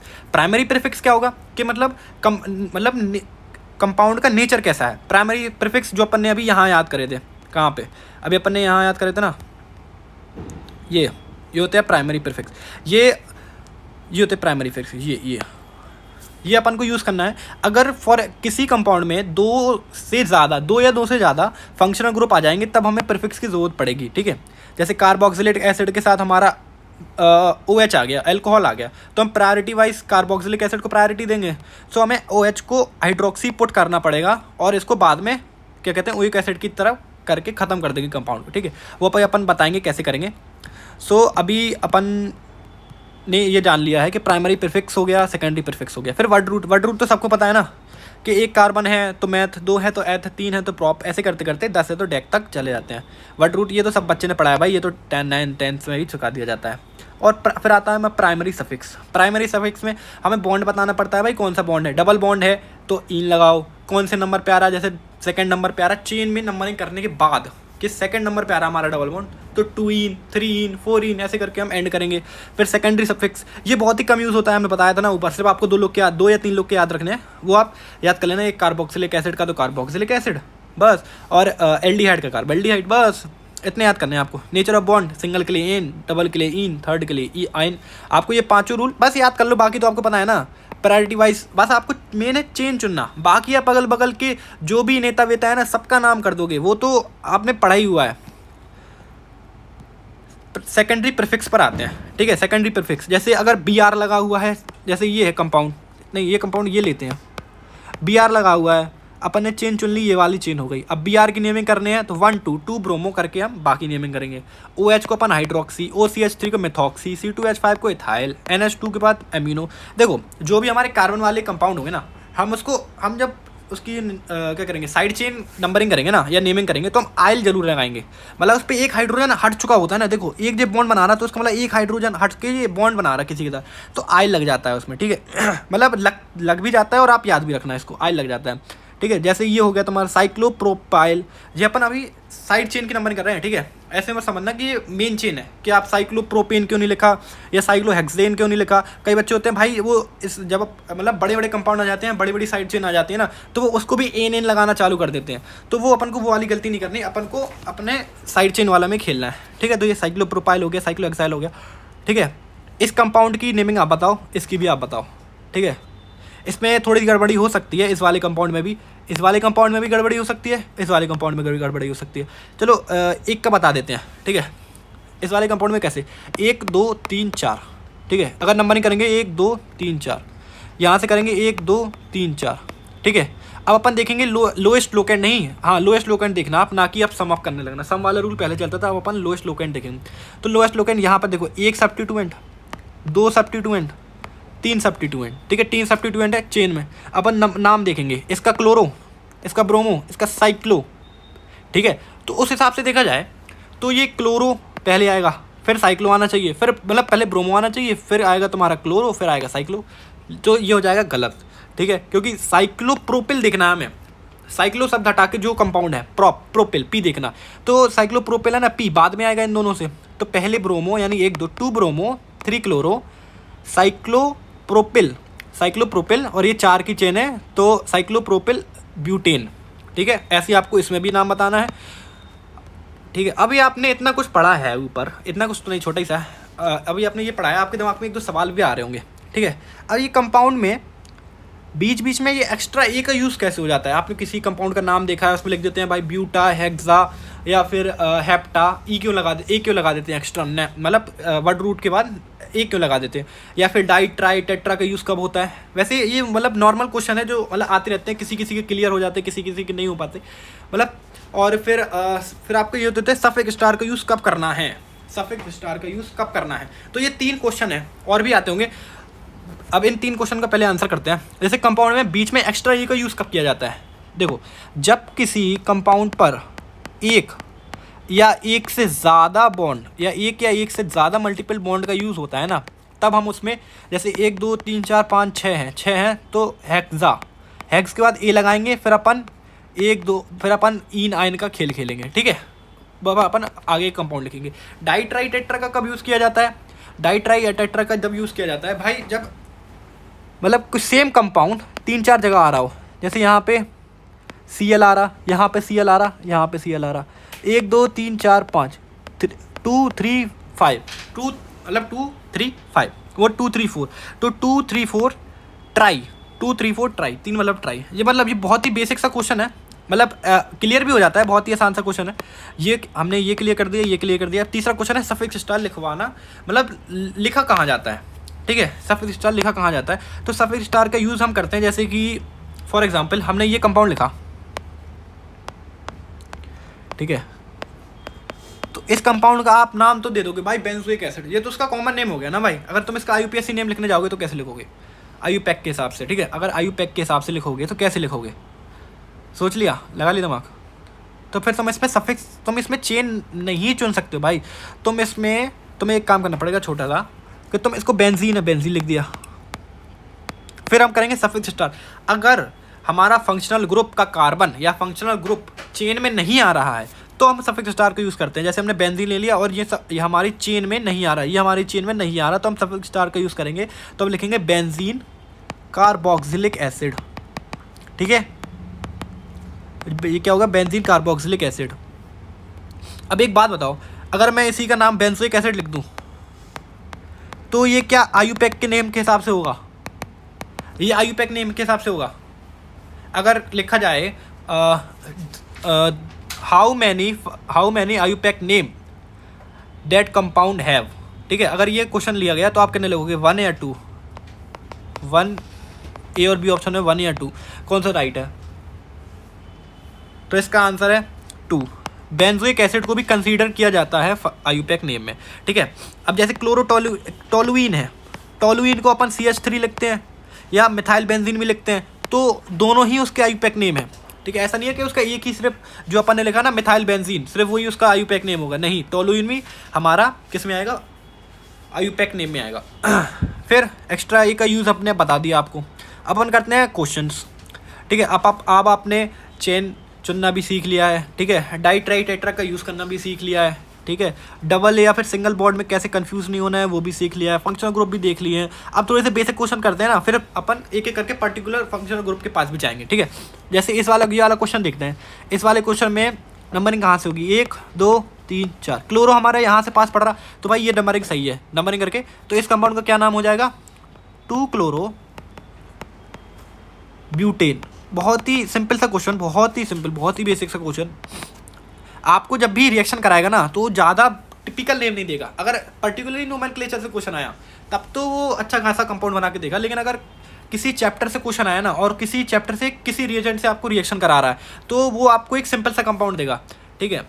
जैसे कि आपको देगा 2 chlorobutane react with alcoholic QOH, तो आपको 2 क्लोरोब्यूटेन आना चाहिए बनाना, ठीक है, तभी आप उस रिएक्शन पे फर्दर आगे बढ़ सकोगे।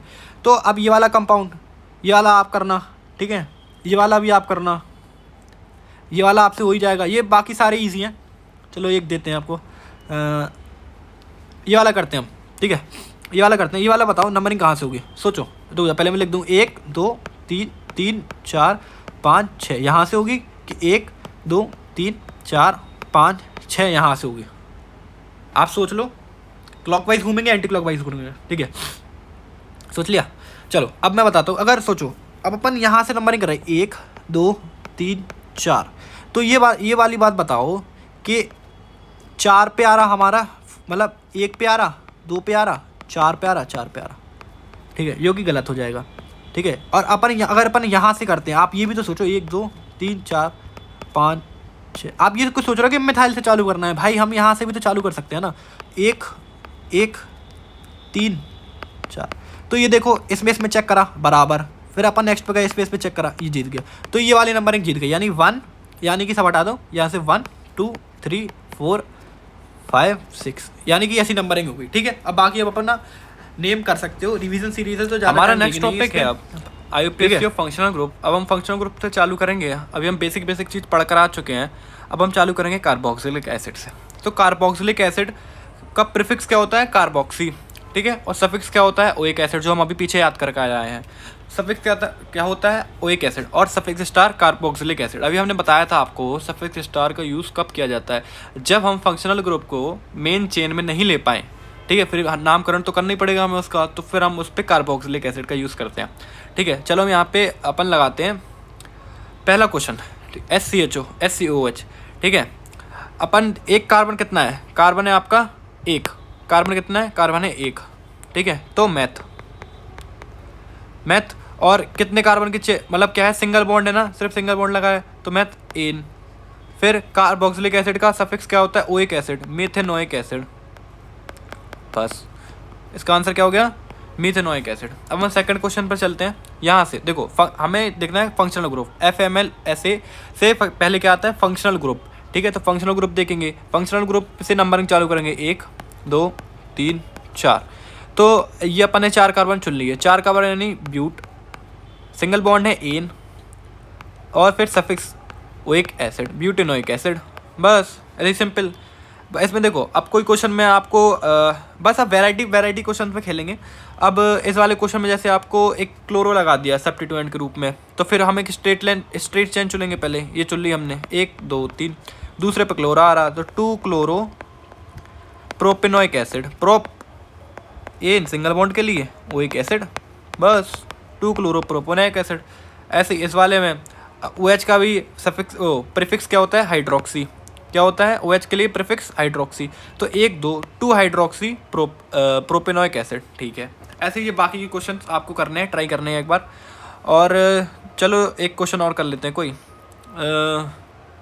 इसमें 2 या 2 से ज़्यादा हूँ, ठीक है। सो यहाँ ये वाला क्वेश्चन और करते हैं एक बार, 14 नंबर। सो 14 नंबर में देखें, हमें ये देखना है फंक्शनल ग्रुप, और फंक्शनल ग्रुप में भी अगर 4-5 फंक्शनल ग्रुप है तो हम प्रायोरिटी वाइज जाएंगे, और प्रायोरिटी वाइज देखें तो कार्बोक्सिलिक एसिड सबसे पहले आता है, तो कार्बोक्सिलिक एसिड से नंबरिंग चालू करेंगे। तो 1 2 3 4 5 6 7 8, 8 की चेन बन गई, ठीक है। अब ये आपके क्या हो जाएंगे, एक ये सब अब जो बगल में लगे हैं ये सब क्या हो जाएंगे, अब आपके सब्स्टिट्यूएंट आ जाएंगे। अब आप सब्स्टिट्यूएंट को उनकी नंबरिंग के हिसाब से लगा देंगे अल्फ़ाबेटिकली ऑर्डर, ठीक है। जैसे अब ब्रोमो या क्लोरो में कौन पहले आएगा, पहले ब्रोमो आएगा, फिर क्लोरो आएगा, फिर उसके बाद हाइड्रोक्सी आएगा, फिर उसके बाद फॉर्मिल आएगा, फिर ऑक्सो आएगा। बस ईजी, बस नंबरिंग कर देना और बाकी नाम लिख देना। ये बाकी क्वेश्चन आपको ट्राई करने हैं, एक बार आप देख लो, स्क्रीनशॉट ले लेना, वीडियो पॉज करके एक बार ट्राई करना, ठीक है। अब आपने जैसे ये वाले क्वेश्चन ट्राई करे होंगे, अब आपका 2 क्वेश्चंस का सिंपल सा टेस्ट लेते हैं।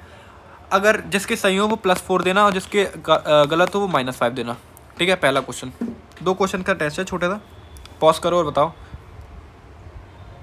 ठीक है। अब आते हैं दूसरे क्वेश्चन पर, ठीक है। सो पहला क्वेश्चन तो बहुत ही ईजी है।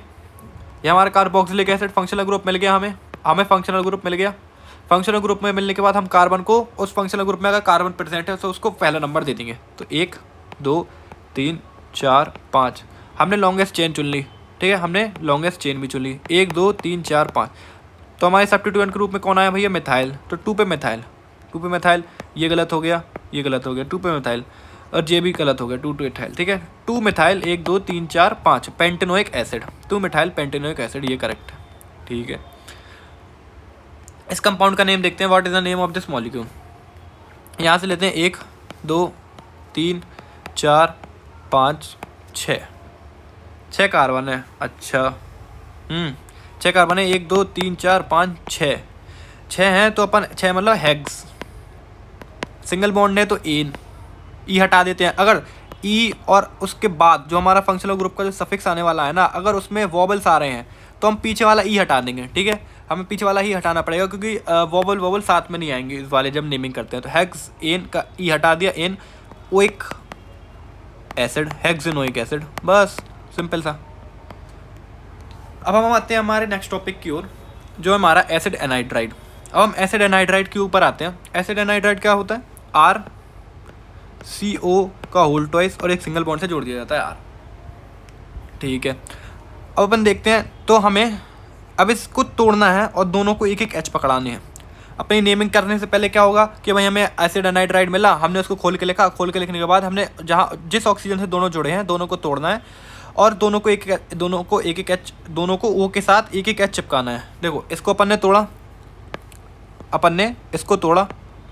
इसको तोड़ने के बाद हमारा क्या बचा, हमारा बचा ये वाला कंपाउंड, इस पे O लगा हुआ है, हमें इसको एक H लगा देना है। ऐसी सिंपल सादा इसके साथ करेंगे, इसको भी सिंपल सादा इसी के साथ भी ऐसा करेंगे, ठीक है। ये तोड़ने के बाद हमने इस पे H लगा दिया,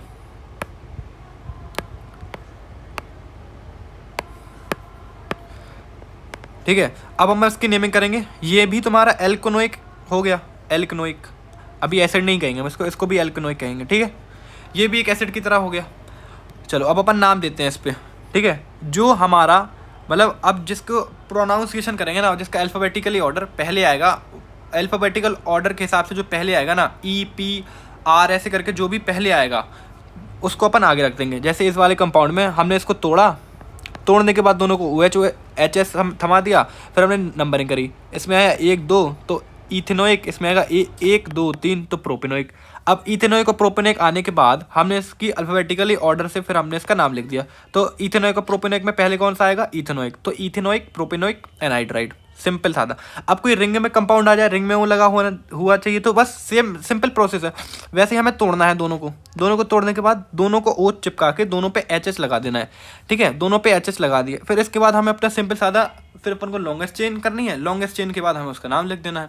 लॉन्गेस्ट चेन करने के बाद हमने लॉन्गेस्ट चेन चुनी 1 2 3 4, ठीक है, 4 की बनी लॉन्गेस्ट चेन। तो ब्यूट, सिंगल बॉन्ड है एन, और पहले पे और चौथे पे 2 जगह हमारे फंक्शनल ग्रुप आ रहे हैं, और वो भी कौन सा, कार्बोक्सिलिक एसिड वाला, तो 1,4-डाइओइक एसिड, ठीक है। अब आप ये क्वेश्चंस करने के बाद इनको तो फोड़ ही दोगे, इन क्वेश्चंस को कर लो आराम से, आपसे बन जाएंगे। जैसे इस वाले क्वेश्चन में ये तोड़ दो, OH पकड़ा दिया।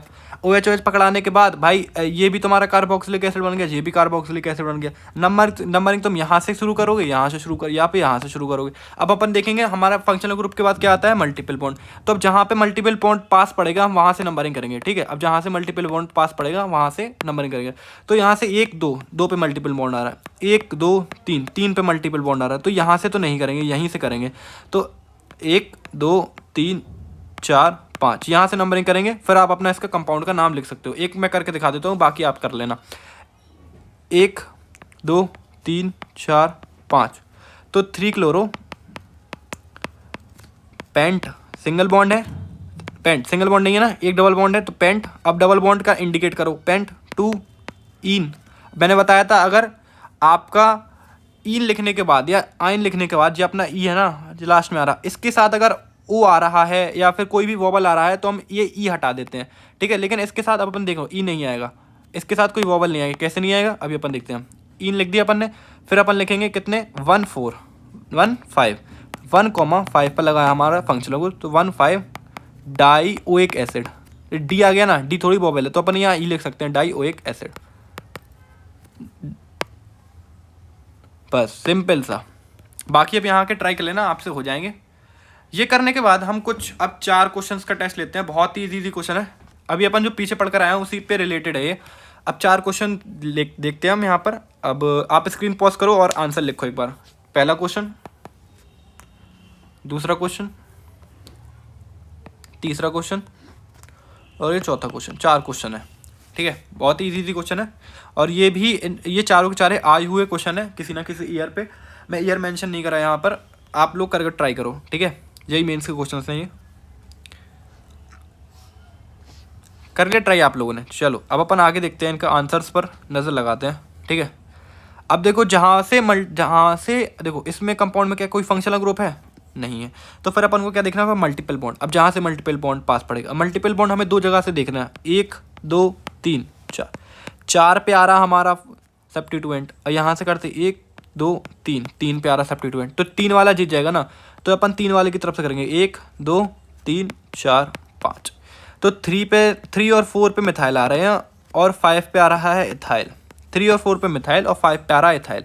तो अपन क्या लिखेंगे, 3 4 पहले अपना क्या ई पहले आएगा ना, मिथाइल बाद में आएगा। अपन को डी से नहीं लगाना, डाई नहीं देखना, अपन को देखना उसके बाद वाला क्या आ रहा। मिथाइल आ रहा ना, एम है, एम बाद में आएगा। ई है और इथाइल है, उसमें ई है तो वो पहले आएगा। तो इसका मतलब 5 इथाइल 3 4 डाई मिथाइल साइक्लोहेक्स 1 इन। बस देखो यहाँ पर ये वाला ऑप्शन तो वैसे भी एलिमिनेट हो जाता है कि 4 इन तो कभी बाद में आएगा ही नहीं।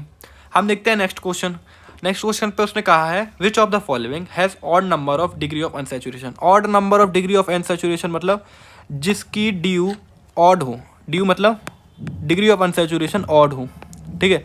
अब अपन गिनते हैं यहाँ पर ड्यू, ठीक है। ड्यू अपन ने पीछे निकालना सीखा था, यहाँ पर एक बार अप्लाई करते हैं। तो 1 double bond 2 double bond 3 double bond 3 due, ठीक है। 1 रिंग की तो 4 हो गई, ठीक है। CN हमें नाइट्रोजन को क्या मानना था, एक -1, लेकिन जब मानते हैं हम क्या हमें कोई कंपाउंड दिया होता है सिंपल सा तब मानेंगे हम, ठीक है। यहाँ पे अपन इसको स्ट्रक्चर को खोल के रखेंगे, C ट्रिपल बॉन्ड N। तो इसके पीछे कितने पाई बॉन्ड है, 1 2 पाई बॉन्ड है तो 2 प्लस इसमें भी 1 2, ठीक है। इस वाले में भी सीन में 2 ड्यू 2 इसमें 4 ये हो गई। OH का अपन कुछ मानेंगे नहीं, ठीक है। तो 3 1 4 4 और 4 8, ये कैसी आ गई, एक ड्यू इवन आ गई, तो ये इसका आंसर नहीं है। ऐसे ही अपन इसमें चेक करेंगे फिनाइल यानी ये वाला ग्रुप बेंजीन को, ठीक है। अगर बेंजीन की सब्स्टिट्यूएंट बन जाती है हम उसको फिनाइल कह लेते हैं, ठीक है। उसकी ड्यू कितनी होती है 4, ये 5, ठीक है। एक मिला के 5 और यहाँ पर CN, इनके बीच में भी 2 पाई बॉन्ड आएंगे तो 2 ये हो जाएंगे। तो 5 4 9 9 2 11, क्या ये हो सकता है आंसर? हाँ 11 हो सकता है, बाकी देखते हैं हम और भी देख लेते हैं। वैसे 11 ही होगा। अब अपन इनमें और चेक कर लेते हैं। जैसे COOH है, COH को आप खोल के लिखोगे तो ऐसे लिखोगे, 1 ड्यू ये हो गई, 1 ये रिंग की ड्यू, 2 ये 3 4 5 6 7, ये भी आंसर हो सकता है, ये भी आंसर हो सकता है। एक बार अपन और बाकी ऑप्शन भी देख लें एक बार फिर से गिनते हैं, 1 2 3 4 5 6 7, इसमें 7 आ रही हैं, इसमें आ रही है 11। इस पे चेक करते हैं एक बार। CN पे 1 2, COH पे 1 1 यहाँ पर 1 यहाँ पर और CHO पर भी 1, 1 2 3 4 5 6, इस पे तो 6 आ रही हैं, तो 6 तो आंसर हो नहीं सकता, ये नहीं हो सकते और ये नहीं हो सकते। इन दोनों पे अभी अपन किसी एक पर देखना चाहते हैं, या फिर दोनों भी सही हो सकते हैं, लेकिन फिर भी एक बार क्रॉस चेक करते हैं इस वाले क्वेश्चन पे, ठीक है। फिनाइल वाले पे, ये फिनाइल की 4 होती है, अपन ने 4 लिख दिया, ये 5 गलती हुई थी, अभी मैंने चेक किया, यहाँ पर एक गलती है, यहाँ पर एक, यहाँ पर जहाँ पे मैं लाइन चला रहा हूँ, यहाँ पर एक और बॉन्ड आएगा, एक और बॉन्ड आएगा, तो ये इसकी ड्यू 1 प्लस और करना पड़ेगी, तो कितनी हो जाएगी, अब 7 + 1 8 हो जाएगी, तो ये भी नहीं हो सकता, आंसर हमारा 4th होगा, ठीक है। अब अपन नेक्स्ट चीज़ पर आते हैं, करेक्ट नेम फॉर दिस। अब आप ये वाला क्वेश्चन ट्राई करिए, आपने कर लिया, चलो अब इसके लिए अपन करते हैं करेक्ट नेम। अपन इसका कंपाउंड को खोल के लिख लेते हैं, जिससे हमें परेशानी ना हो। CH3 CH2 और यहाँ पर COOH लिखा हुआ है, ठीक है, यहाँ पर C2H5 C2H5, ठीक है। देखो इस C के साथ डबल बॉन्ड है, इसका मतलब 2 वैलेंसी खाली है, इसका मतलब ये दोनों से जुड़े हुए होंगे, ठीक है। तो अपन ने ये दोनों जोड़ दिए, फिर C पर आए, C पर हमारी 2 डबल बॉन्ड से ये वैलेंसी भर गई, ठीक है। CH3 है, मतलब ये वाला CH3 तो इसके साथ जुड़ा हुआ है खुले में, ठीक है। बाकी अपन ने ये CH2 और ये CO2 और H, ये अपन उससे निकाल सकते हैं। अगर आपको ऐसे नहीं पता लग रहा है ये क्या लिखा हुआ है, तो आप एक बार जो फंक्शनल ग्रुप के जो हमने जनरल फार्मूला लिखवाने को कहे थे ना, आप वो वाला ट्राई करिए, फिर आपको पता चल जाएगा, ठीक है। सो अपन इसकी नेमिंग करते हैं, 1 2 3 4 5 6, हाँ ये वाली नेमिंग सही है, 1 2 3 4 5 6, ठीक है, ये वाली नंबरिंग सही है। अब अपन लिखते हैं इसके सब्स्टिट्यूएंट, तो 1 2 3 पे आ रहा है इथाइल, 4 पे आ रहा है इथाइल, 3 पे आ रहा है मिथाइल, तो इथाइल पहले आएगा, मतलब 4 इथाइल तो कहीं है ही नहीं है, तो ये तो गलती हो गई, बताओ, ये पहले ही पे मिल गया हमको। 4 पे इथाइल आ रहा है और 3 पे मिथाइल आ रहा है और 3 हेक्स इनोइक एसिड, बिल्कुल सही है, तो हमारा सेकंड नंबर का ऑप्शन सही है। अब ये वाला क्वेश्चन भी बहुत ही अच्छा क्वेश्चन है, ये कह रहा है अगर C3H4, वैसे इजी सा क्वेश्चन है, C3H4 में से अगर हमने 2 H रिप्लेस कर दिए, 2 H रिप्लेस कर दिए, क्या लगा दिया वहाँ पर कार्बन के साथ फिनाइल ग्रुप लगा दिया, क्या लगा दिया, फिनाइल ग्रुप यानी बेंजीन लगा दी, ठीक है। तो इसकी ड्यू बताओ, तो बस बहुत ही आसान क्वेश्चन है, तो इसकी ड्यू कितनी होगी 4, इसकी ड्यू कितनी होगी 4, और ये C3H2 है, ठीक है। अब ये C3H2 है, इसका मतलब कुछ ना कुछ इनके बीच में बॉन्ड लगे हुए होंगे, क्योंकि अगर एल्केन होता ना तो C3H2+2 यानी एल्केन होते तो उस पर इतने हाइड्रोजन होते 8, एल्केन होता तो उस पर इतने हाइड्रोजन होते, तो इसलिए तो कम है, इसका मतलब कुछ ना कुछ तो डबल बॉन्ड का वो ट्रिपल बॉन्ड से तो खेला है। तो इसके बीच में अपन लिखते हैं 1 2 3 लगाया, अपन को सिर्फ 2 ही H लगाने हैं, तो 1 2 3 4 ये वैलेंसी खाली, ठीक है, 2 ये वैलेंसी खाली, ये हाँ, तो इसका मतलब 4 4 8 1 9 1 10, तो इसकी डी हो जाएगी 10, इसका आंसर होगा 10, ठीक है। सो अब हम आते हैं हमारे नेक्स्ट टॉपिक की ओर, एसिड हैलाइड की तरफ, जिसका प्रीफिक्स होता है हेलो कार्बोनिल। प्रीफिक्स तो ज़्यादा यूज़ नहीं होगा इसका, ठीक है, इसका यूज़ होता है सफिक्स और सफिक्स स्टार, ठीक है। सफिक्स में क्या होता है, ऑयल हैलाइड, हमें कोई कंपाउंड बनाने के बाद हमने लिख दिया हेक्सेन ब्यूटेन, ठीक है, अपन ने चेन चुनी, चेन के बाद हेक्सेन ब्यूटेन, अपन ने उसका कार्बन की चेन लिख दी, कार्बन की चेन लिखने के बाद हम क्या करेंगे, हम लास्ट में क्या लगा देंगे, ऑयल हैलाइड। अब वो हेलोजन के ऊपर डिपेंड करता है हैलाइड पे क्या आएगा, अगर Cl लगा होगा CO के साथ तो क्लोराइड आ जाएगा, Br लगा होगा तो ब्रोमाइड आ जाएगा, ठीक है। अब अपन आते हैं नेक्स्ट क्वेश्चन की ओर, मतलब अब अपन आते हैं एक एग्जाम्पल की ओर। ये वाला एग्जाम्पल देखो, COCl क्या है, COCl फंक्शनल ग्रुप में कार्बन है, ठीक है, तो पहला नंबर किसको मिलेगा, उसको मिलेगा, ठीक है, पहला दूसरा तीसरा चौथा, 4 कार्बन की है, तो हमने क्या लिखा, ब्यूट, सिंगल बॉन्ड लगी हुए हैं इन, हमने क्या कहा था, ब्यूटेन या हेक्सेन कुछ भी हो, हमें क्या लगाना है, फिर उसके बाद ऑयल हैलाइड, हैलाइड पे CO के साथ क्या लगा है, Cl, तो हैलाइड में क्या लिखेंगे, क्लोराइड, बस कंप्लीट है भाई नाम। ऐसी बस वो आपको वैरायटी के साथ खेलेगा, आपको बेसिक आना चाहिए, आप कोई भी क्वेश्चन आए फिर आप रूल के हिसाब से लगा सकते हो, 1 2 3 4 5 6 7, तो यहाँ पर अब अपन क्या करेंगे, अपन ने नंबरिंग दे दी 1 2 3 4 5 6 7। सो यहाँ पर देखो हमारे कहाँ पर सब्स्टिट्यूएंट लगे हुए हैं, COCl की प्रायोरिटी अल्कोहल से ज़्यादा होती है, तो अल्कोहल अब यहाँ पर क्या काम करेगा, वो एक सब्स्टिट्यूएंट बन जाएगा, तो 2 4 6 ट्राई हाइड्रोक्सी, फिर अपन कितने की चेन है, 7 की चेन है, कितने की चेन है, 7 की चेन है, तो हेप्ट, फिर क्या सब में सिंगल बॉन्ड है, hept in oil halide, halide पे क्या आएगा, क्लोराइड, बस ऐसी सिंपल सा क्वेश्चन ये भी है। अब देखो, अब सफिक्स स्टार का इसमें कैसे यूज़ होगा, देखो तुम्हें इसका यूज़ करना है, अब लेकिन तुम इसको चेन में नहीं ले पाओगे। अब जब इसको चेन में नहीं ले पाओगे तो तुम्हें सफिक्स स्टार का यूज़ करना पड़ेगा। तो अब अपन मतलब इस फंक्शनल ग्रुप के साथ बेंजीन का जो कार्बन जुड़ा होगा उसको अपन फर्स्ट दे देंगे, ठीक है। अब यहाँ से देखेंगे कि अपन को कहाँ से पास पड़ रहा, क्या सब्स्टिट्यूएंट, ठीक है। और जो सब्स्टिट्यूएंट पहले आने वाला, मतलब अपन को पता है क्लोरो ब्रोमो में कौन सा सब्स्टिट्यूएंट पहले आएगा अल्फ़ाबेटिकली, ब्रोमो पहले आएगा क्योंकि बी पहले आता है अल्फ़ाबेट में सी से, ठीक है। तो अपन यहाँ से नंबर करेंगे 1 2 3 4 5, तो 3 ब्रोमो 5 क्लोरो, ये अब ये क्या हो गई बेंजीन। और अब हमें बताया था सफिक्स स्टार का यूज़ सफिक्स स्टार का यूज़ कार्बोनिल हैलाइड, कार्बोनिल का कार्बोनिल हैलाइड में तुम यहाँ पे जो तुम्हारा जुड़ा होगा ना सी के साथ वही आ जाएगा। तो यहाँ क्या होगा कार्बोनिल क्लोराइड। बस बाकी आप क्वेश्चन आराम से कर सकते हो। एक दो क्वेश्चन और बेसिक से क्वेश्चन आप पार कर लेना तो आपकी एक बेसिक अंडरस्टैंडिंग आ जाएगी कि आपको सफिक्स कब लगाना है और सफिक्स स्टार कब लगाना है। अब यहाँ होमवर्क क्वेश्चन पे 7 क्वेश्चन है, 7 क्वेश्चन आप ट्राई करिएगा। ये इसमें से ये तो चलो थोड़ा एक मॉडरेट लेवल का है और ये एक टफर साइड का हो जाएगा। बाकी ये सारे आपके इजी बस 7th भी एक टफर साइड हाँ मान लेते हैं। बाकी ये सारे के सारे क्वेश्चन आपके एक ईजी टू मॉडरेट में आते हैं, ठीक है। बाकी अब इसको ट्राई करिएगा, आराम से कर लोगे आप। अब आते हैं नेक्स्ट हमारे हम आ चुके हैं हमारे नेक्स्ट फंक्शनल ग्रुप की जो कि है हमारा एल्डिहाइड।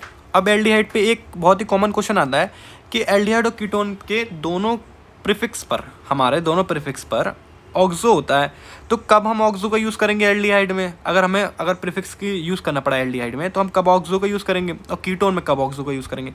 तो आप एक बात याद कर लो कि अगर चेन में हमारा CHO का C आ रहा है तो हम उसको ऑक्सो का यूज़ करेंगे नाम लिखते समय, और C नहीं आ रहा है तो हम फॉर्मूले का यूज़ करेंगे, ठीक है। अब प्रीफिक्स ले लेते हैं हम इसके जानकारी लेते हैं 3 कि प्रीफिक्स में फॉर्मो और ऑक्सो।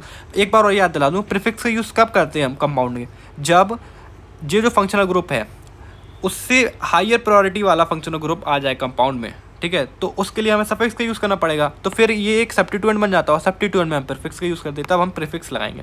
और सफिक्स में अल आता है और सफिक्स स्टार में कार्बोहाइड्रेट भी। अब आपको पता ही चलेगा होगा सफिक्स स्टार का यूज़ कब किया जाता है। अब पहला क्वेश्चन देखते हैं हम, ये वाला। हमें अगर देखो फंक्शनल ग्रुप में C है, ठीक है, C है, तो हमें उसको पहला नंबर देना है। First, second, third, fourth, fifth, 5 की चेन है तो पेंट हो गया, ठीक है। अब ये इन कितने में आ रहा, 3 पे, पेंट 3 इनल, ठीक है। यहाँ पर इंडिकेट नहीं करा लेकिन आपको करना पड़ेगा, पेंट 3 इनल आएगा, ठीक है।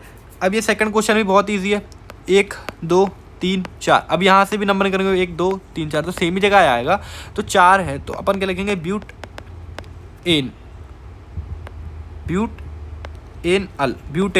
बस इजी। देखो ए क्या है वॉवल, तो हम एन वाला ई हटाकर AL डायरेक्ट लगाएंगे क्योंकि वॉवल साथ में नहीं रह सकते हैं, तो ब्यूटेनल। बस ऐसे ही अगर ये वाला कंपाउंड आ गया, ठीक है, ये वाला बेंजीन वाला, तो बेंजीन वाले से जुड़े हमें उसको पहला नंबर देना पड़ेगा। जैसे इस वाले कंपाउंड में तो नहीं देना है, सीधी बात है, क्योंकि इसमें हमारा उससे हायर प्रायोरिटी वाला आ चुका है फंक्शनल ग्रुप। तो हमें ऐसा करना पड़ेगा 1 2 3 4।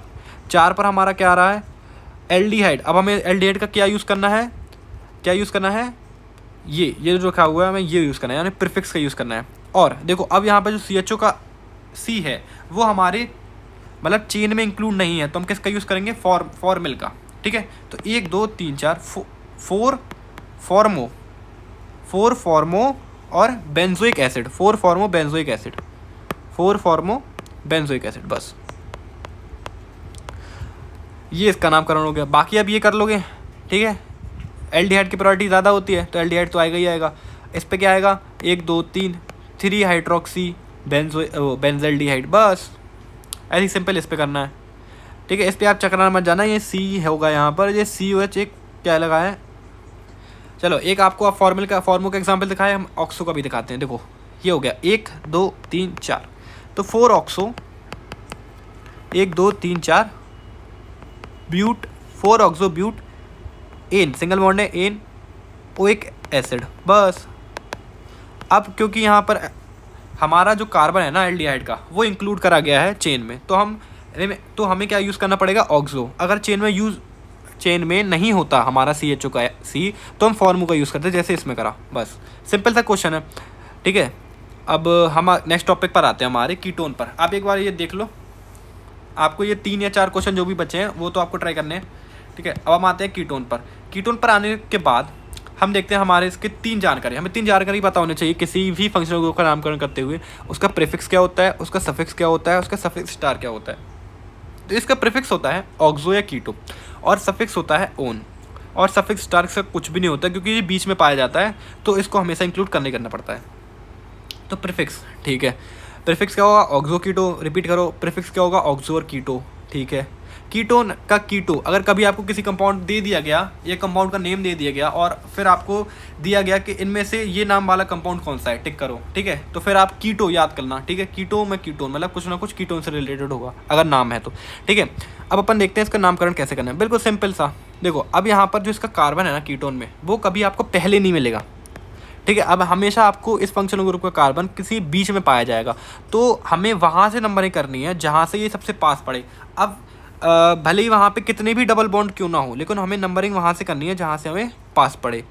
हमारा क्या कीटोन, तो 1 2 3 4 5, तो 1 2 3 4 5, 5 है तो पेंट, ठीक है। अब क्या डबल बॉन्ड है, नहीं, तो एन एन, और हमारे कौन से नंबर पर आ रहा है हमारा फंक्शनल ग्रुप, दूसरे नंबर पर, एन 2 ओन पेंटेन 2 ओन, या फिर इसको लिख सकते हैं 2 पेंटेनोन, 2 पेंटेनोन, 2 आगे भी लाया जा सकता है इस वाले में। बाकी अब second, third, fourth, fifth, sixth आप ट्राई करना, बहुत ही अच्छे क्वेश्चन है, आपसे जरूर बनेंगे। एक क्वेश्चन और करवा देते हो, चलो सेकंड वाला, 1 2 3 4 5 6, यहाँ से करा हमारा थर्ड पर आया हमारा फंक्शनल ग्रुप, 1 2 3 4, यहाँ पर चौथे पर आया, तो 1 2 3 4, तो हमारी पहली वाली नंबरिंग सही थी, ठीक है। तो पहली वाली नंबरिंग सही होने के कारण हम उस पर सीधे अब हम टूट पड़ते हैं इसका नाम लिखने पर। तो कितने कार्बन है, 1 2 3 4 5 6, उससे पहले हमें ये देखना है सब्स्टिट्यूएंट है, हाँ है, तो हमें सब्स्टिट्यूएंट का पता बताना है। तो चौथे पर है तो 4 hydroxy, 4 hydroxy, 1 2 3 4 5 6, 4 hydroxy hex, single bond है एन। हमारा फंक्शनल ग्रुप कीटोन कौन से नंबर पर है, थर्ड नंबर पर है, हाइड्रोक्सी हेक्स एन 3 ओन, बस इजी क्वेश्चन है, 4 हाइड्रोक्सी हेक्स एन 3 ओन। बाकी आप ये ट्राई कर लेना, इस वाले में ये आपका हो जाएगा फेनिल, और 1 2 2 पे फेनिल, अब वो आप करना, ठीक है। चलो हम आते हैं नेक्स्ट टॉपिक पर, ईस्टर्स की तरफ। सो हम आज पहुँचे हमारे नेक्स्ट फंक्शनल ग्रुप की ओर, जो है हमारा ईस्टर्स। ईस्टर्स की देखा, ईस्टर्स को कैसे परखा जाता है भाई, देखो इसमें कंफ्यूज नहीं होना, इसमें सिर्फ एक RCO आएगा, ठीक है, और वो भी R के साथ जुड़ा हुआ होगा। जो हमने अभी पढ़ा था ना एसिड एनहाइड्राइड, तो उसमें RCO का होल टॉयस आया था ना, और वो किसी एक ऑक्सीजन के साथ जुड़ा होता है, तो दोनों पे कंफ्यूज नहीं होना, इसमें RCO आएगा और एक किसी और एल्किल ग्रुप के साथ जुड़ा हुआ होगा O उसका, ठीक है। तो RC double bond O R, ठीक है। अब हमें एक बात का याद रखना है नाम देते समय कि जो भी ग्रुप O से जुड़ा हुआ है, जो भी एल्किल ग्रुप O से जुड़ा हुआ है, हमें उसका नामकरण पहले करना है, हमें उसका नामकरण क्या करना है, पहले करना है। सो ये ठीक है, पहले चाहे वो कितना ही बड़ा फिर उसमें फंक्शनल ग्रुप जुड़ा हो तो हम उसको प्रायोरिटी दे सकते हैं, लेकिन उसमें चाहे कितनी ही बड़ी लॉन्गेस्ट चेन हो, लेकिन हमें उसको पहले रखना पड़ेगा, ठीक है, चाहे वो अल्फ़ाबेटिकली आ रही हो या नहीं आ रही हो। एग्जाम्पल देखते हैं, जैसे ये वाला छोटा सा एग्जाम्पल ये हमने लिया है, ये वाला, ठीक है, CH3 C double bond O और OCH3। तो हमने देखा कि भाई O के साथ कौन जुड़ा, हमारा मिथाइल, तो मिथाइल को चाहे वो अल्फ़ाबेटिकली M बाद में आता है, लेकिन फिर भी हमें उसको पहले लिखना पड़ेगा, मिथाइल। और इसका और इसका कार्बन जोड़ा 1 2 कार्बन है, तो एथ, सिंगल बॉन्ड है तो एन, एथ एन O8, O क्या है, एक वॉवल, तो फिर हम उसको ईन को हटाना पड़ेगा हमें, तो इथेनोएट, बस मेथिल इथेनोएट। ऐसे ही एक क्वेश्चन और कर दें, बाकी ये 2 आप करना, ठीक है, बाकी वो 2 आप करना। इसमें अपन को तोड़ना है, ठीक है, तोड़ा। इसके साथ कौन जुड़ा हुआ है, ऑक्सीजन के साथ 1 2 3 4 5, 5 में क्या हो जाएगा, पेंटिल। अब इसको अपन को O8 के साथ नाम देना है, बाकी कंपाउंड को O8 के साथ नाम देना है। तो 1 2 3 4 5, तो ये भी पेंट पे आएगा, ठीक है। अब ये भी पेंट पर आने के बाद हम इसको कह देंगे पेंटिल पेंटेनोएट, पेंटिल। फिर ये चेन कितने की है, 5 की है, तो पेंट, सारी सिंगल बॉन्ड है एन, फिर O8 लगाना है हमें, ठीक है। तो पेंटिल पेंटेनोएट, बाकी ये दोनों भी आप ऐसे ही ट्राई कर सकते हो। हम आते हैं हमारे नेक्स्ट ग्रुप क्यूब जो है हमारा, चलो चलते हैं हमारे नेक्स्ट ग्रुप के पास जो है हमारा एमीन। एमीन पे भी हम देखो इसका कोई सफिक्स स्टार होता है ना, प्रायोरिटी लिस्ट में सबसे लास्ट में आता है ये, ठीक है, इसलिए उस पर लिखा नहीं था प्रायोरिटी लिस्ट में, तो सबसे लास्ट में आप जोड़ देना एमीन को। और ठीक है, एमीन का प्रीफिक्स क्या होता है, एमिनो, और सफिक्स क्या होता है, एमीन। बस ज़्यादा फर्क नहीं है, इसको याद भी आप आराम से कर लोगे।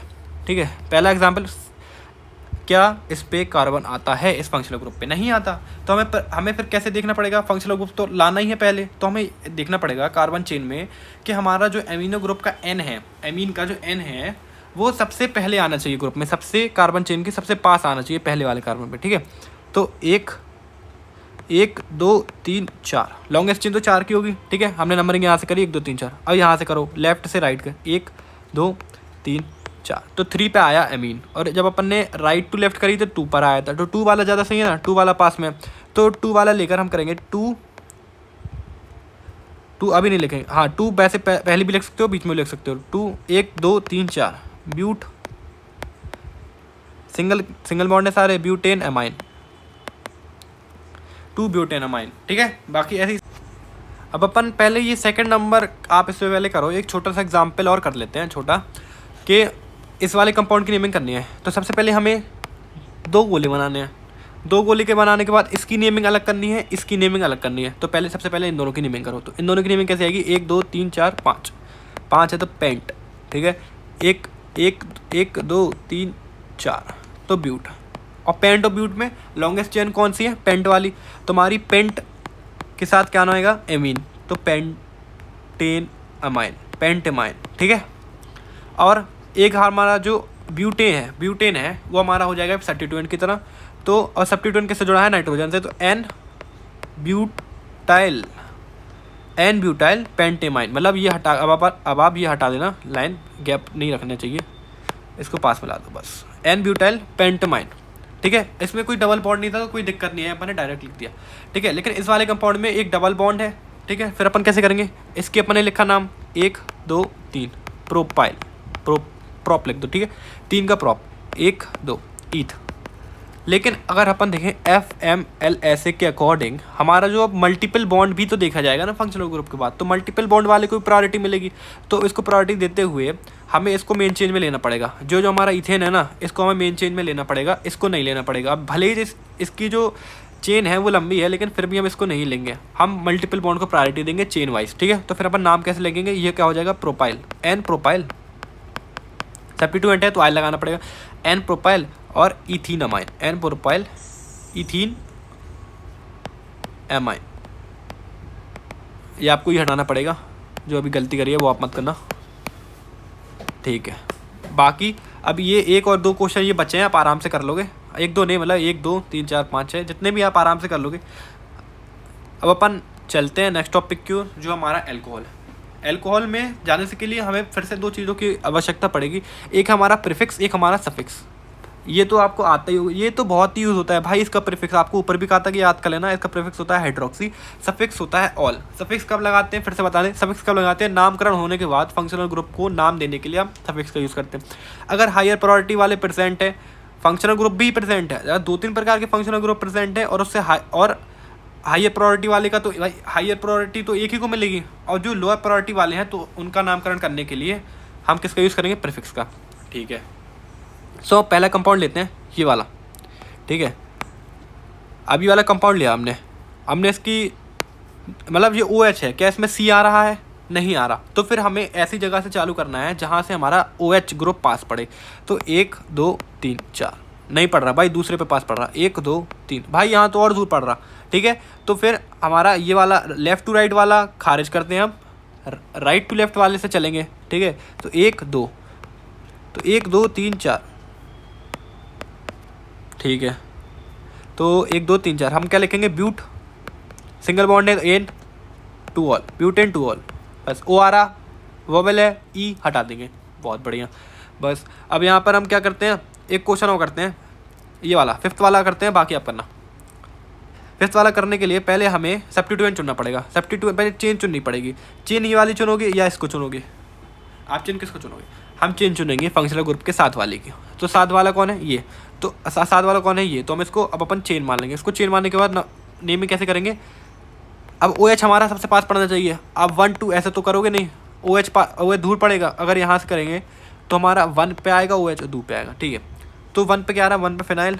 अगर बेंजीन सब्स्टिट्यूएंट की तरह हो जाए तो हम उसको फिनाइल नाम दे देते हैं, 1 फिनाइल और इथेनॉल, 1 फिनाइल इथेनॉल। एल लगाया क्योंकि डबल बॉन्ड था नहीं, तो ईथ एन ऑल। बहुत बढ़िया। हम आते हैं हमारे नेक्स्ट। अब हमारे फंक्शनल ग्रुप हो चुके हैं, अब 1 2 फंक्शनल ग्रुप और बचे होंगे, बाकी वो भी ज़्यादा उतने इंपॉर्टेंट नहीं है। बाकी आप 12th में जब जाओगे और चैप्टर्स पढ़ोगे तो चैप्टर पढ़ाने से पहले भी आपको नोमेनक्लेचर पढ़ाया जाएगा, तो वहाँ से भी आपका रिवीजन होता रहेगा। अब अपन कॉमन नेम की तरफ आते हैं कि भाई कॉमन नेम मतलब कंपाउंड की कॉमन नेमिंग नहीं, अभी अपन थोड़े से जो चैप्टर की शुरुआत होती है ना उस पर दे दिया जाता है भाई न्यू पेंटेन विनाइल क्लोराइड। तो फिर अपन उसको कैसे पहचानेंगे। क्वेश्चंस भी कुछ ऐसे आते हैं कि क्वेश्चन आता जाएगा identify which of the following, ऐसे करके क्वेश्चन आएगा कि इनमें से पता लगाओ कि आपके विनाइल कंपाउंड कितने हैं, विनाइल कंपाउंड कितने हैं, एलाइल कंपाउंड कितने हैं, ठीक है, विनाइल कंपाउंड एलाइल कंपाउंड कितने हैं। तो आपको उसमें गिन के और टिक करना पड़ता है, ठीक है।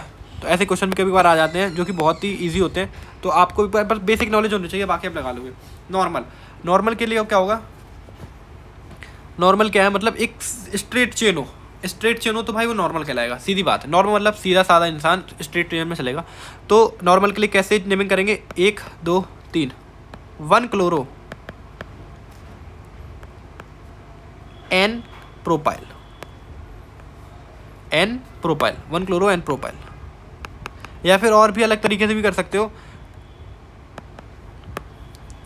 एन क्लोरोप्रोपाइल, ठीक है, क्योंकि पहले नंबर पे है तो अपन ऐसे भी लिख सकते हैं एन क्लोरोप्रोपाइल। और जब सेकेंडरी पे आएगा तो अपन कैसे यूज़ करेंगे इसका, 1 2 3 4 5। सेकेंडरी पे देखेंगे कि जॉन कोई ग्रुप, अगर कोई ग्रुप एक सेकेंड डिग्री कार्बन से जुड़ा हुआ होगा तो फिर अपन को सेकेंडरी का यूज़ करना पड़ेगा, ठीक है।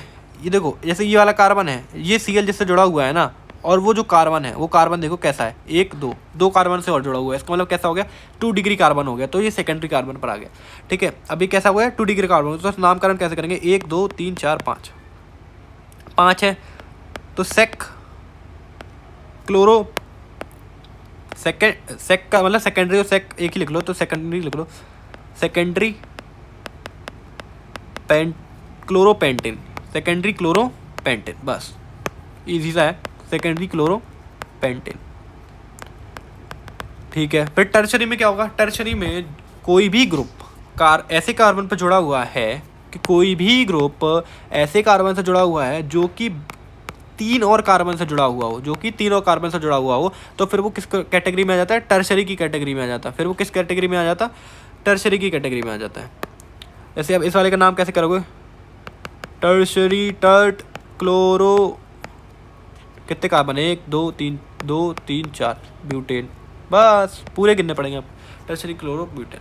अब एल और विनाइल, ठीक है, एल या विनाइल, ये आपको बहुत ज़्यादा एल्कोहल चैप्टर में देखने को मिलेगा। जब आप एल्कोहल चैप्टर का खोलोगे तो एनसीईआरटी में शुरुआत में ही लिखा होगा, ठीक है, नोमेनक्लेचर के बाद इंट्रोडक्शन देते हो कि एल एल्कोहल और विनाइल एल्कोहल क्या होता है। एल मतलब होता है कि कोई भी मल्टीपल बॉन्ड, कंपाउंड में मल्टीपल बॉन्ड के बाजू वाले कार्बन से कोई ग्रुप जुड़ा हुआ है, या अगर देखो एग्जांपल अल्कोहल का लेते हैं, अगर मल्टीपल बॉन्ड के बाजू वाले ग्रुप में हमारा OH ग्रुप जुड़ा हुआ है तो वो कैसा ग्रुप हो जाएगा, एलाइल ग्रुप, ठीक है, एलाइल अल्कोहल।